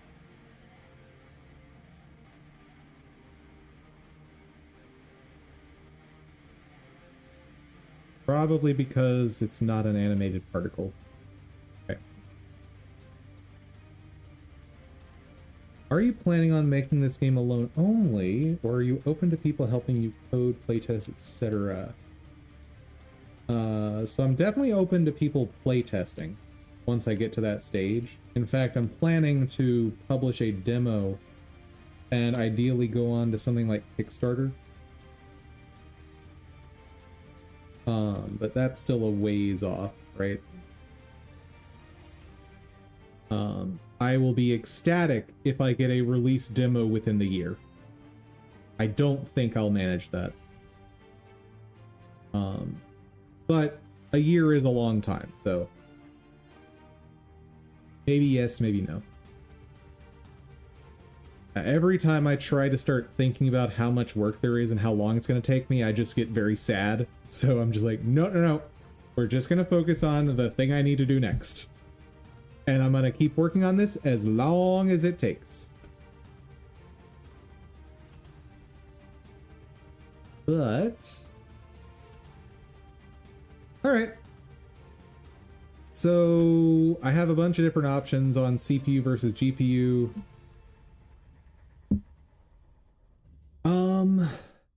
The one thing I haven't really figured out how to do. Big occlusion. A large.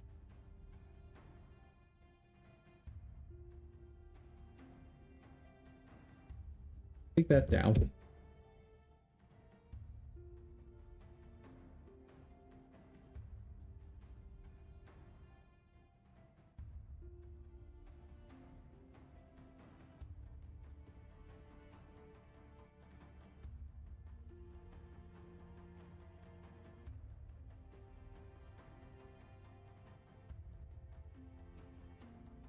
do I do this?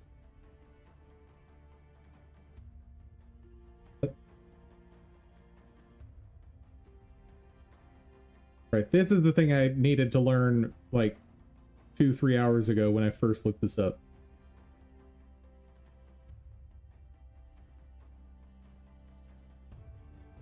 Okay.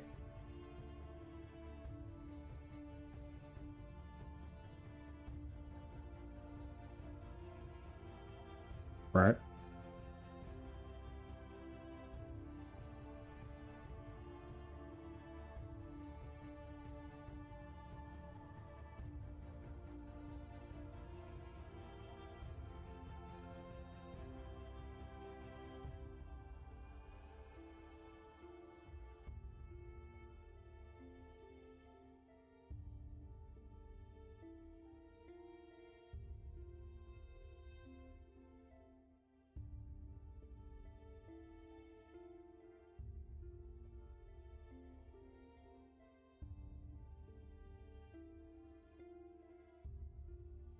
That's the thing.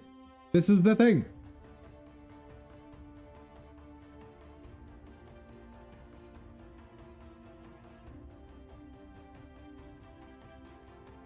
How do I get it to actually animate?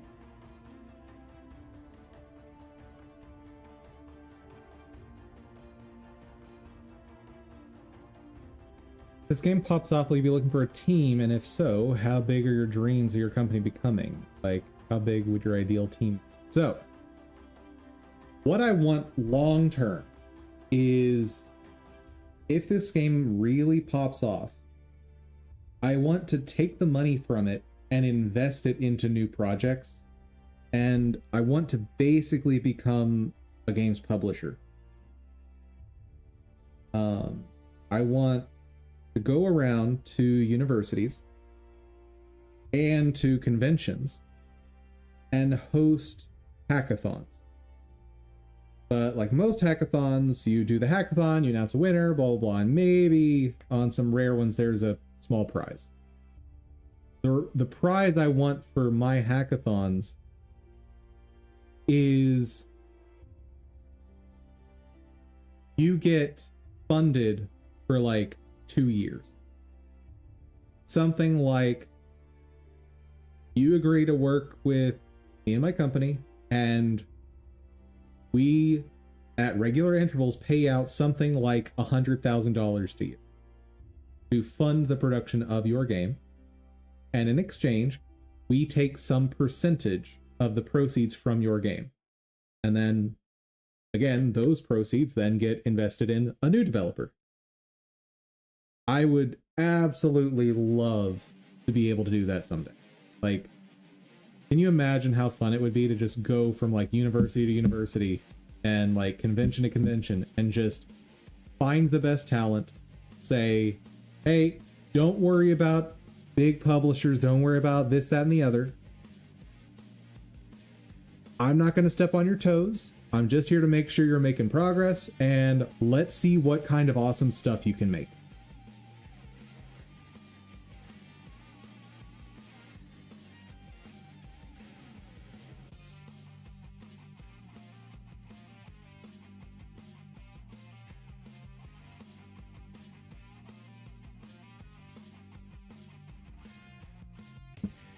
Okay, so how does it actually animate? Right, that's where I am right now. Good. Then you go back up. That's really cool of you. I know publishers are one of the big bad guys in game dev. Yeah. And it's funny though, right? Because publishers are the big bad because we only ever hear about when they do bad things. How about the times when a publisher stops a dev from doing something really bad or stupid? We're never going to hear about those, right? That's not going to come out.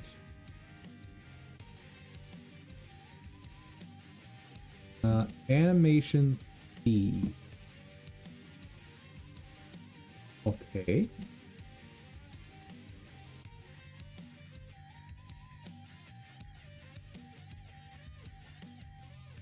Hold on.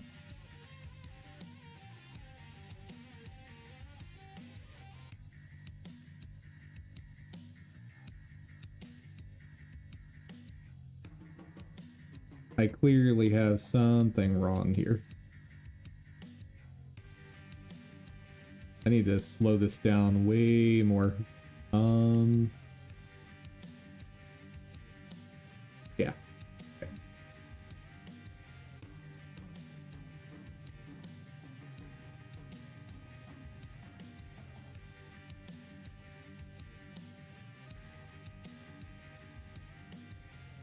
Hold on. Hold on.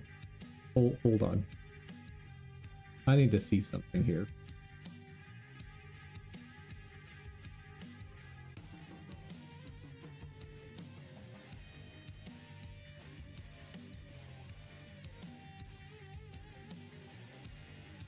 "14 frames. Okay.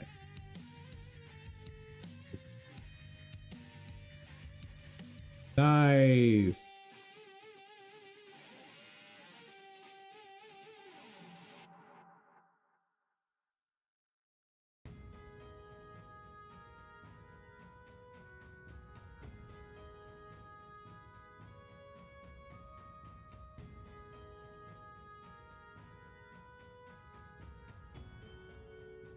Scale.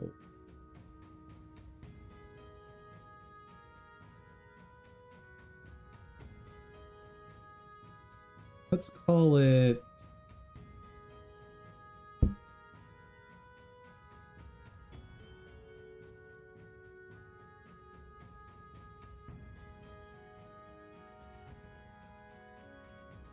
something like that.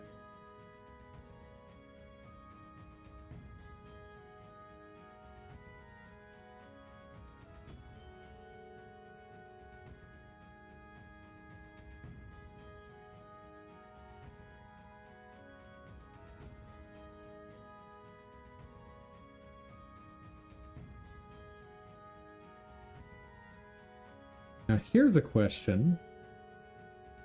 Is it possible to have particles Y-sort?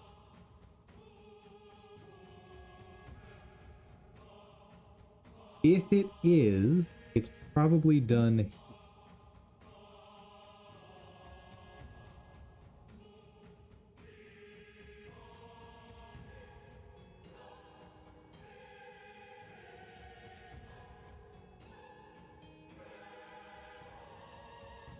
That's not working. Port is enabled there.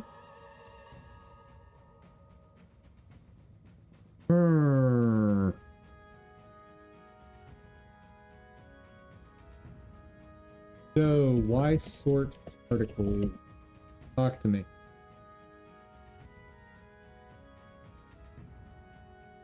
So you'd have to tap it.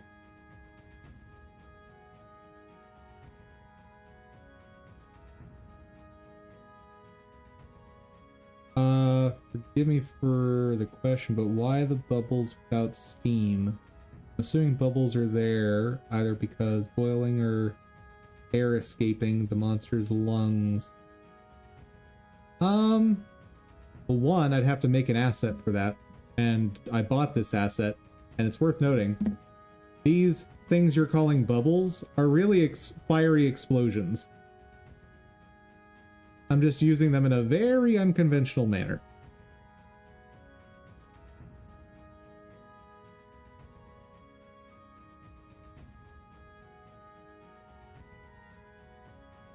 But every step of the process, bruh. You're jumping ahead to like more particle effects, which I'm not there yet.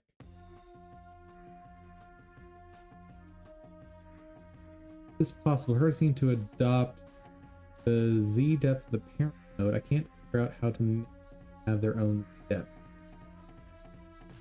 Managed to set the Z correctly by search. How did you achieve that?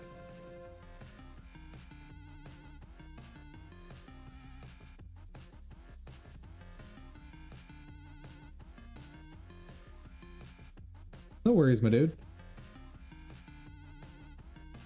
Yeah, one thing as you continue your game dev journey that you'll learn is everything takes longer than you think it would. Everything.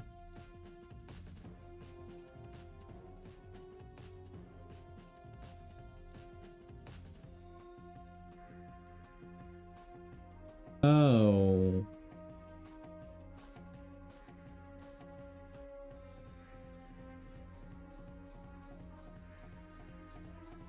Well, that's garbage. Okay, so the way this person handled it was they just made a whole bunch of point emitters. Which I could easily do, right? Like, that's not a problem. But I'd love to have a way for the particles to know what their Z sort should be. Or their Y sort, sorry.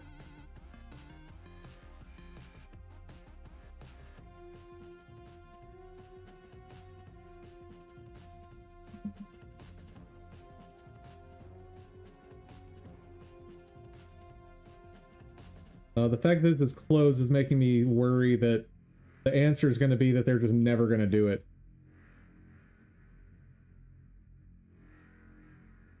That way.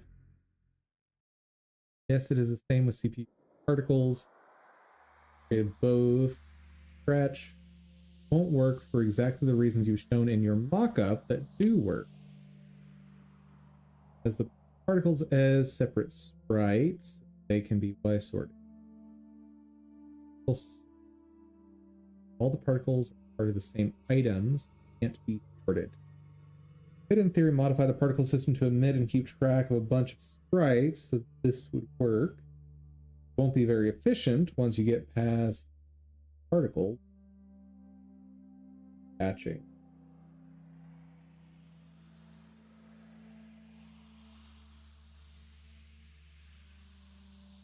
To recreate the effect, the script, log simulation. Children sprites moving with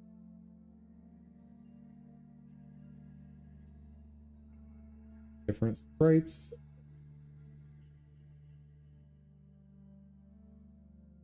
Assumption was that this was a bug.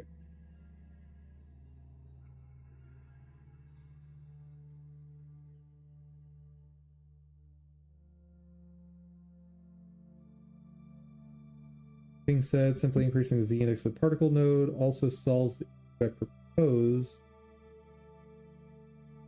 Huh? How? As such, I don't think this is a reasonable request for a new potentially lower the performance of particles.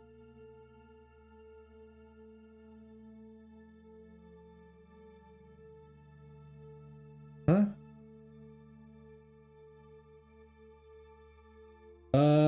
I'm actually about to stop stream, and you will see the stream schedule on screen. Yeah, I'm gonna have to spend more time figuring this one out. So, let me go ahead and do that in stream. Also, on Twitch, my schedule is on the schedule section. So if you ever want to reference it there, you can. But yeah, I will end stream, and you guys will see the stream schedule in my end screen. So, everyone, thank you so much for joining. I hope you had fun. I hope you learned something. And if you did, please check out my Ko-fi page, a link in the description. There, you can help support the channel. And when you do, you'll get access to dev tools I've made to help you produce games, and roles in the Discord you can use to request new apps. Above all, though, hope y'all have a fantastic day. Take care, everyone.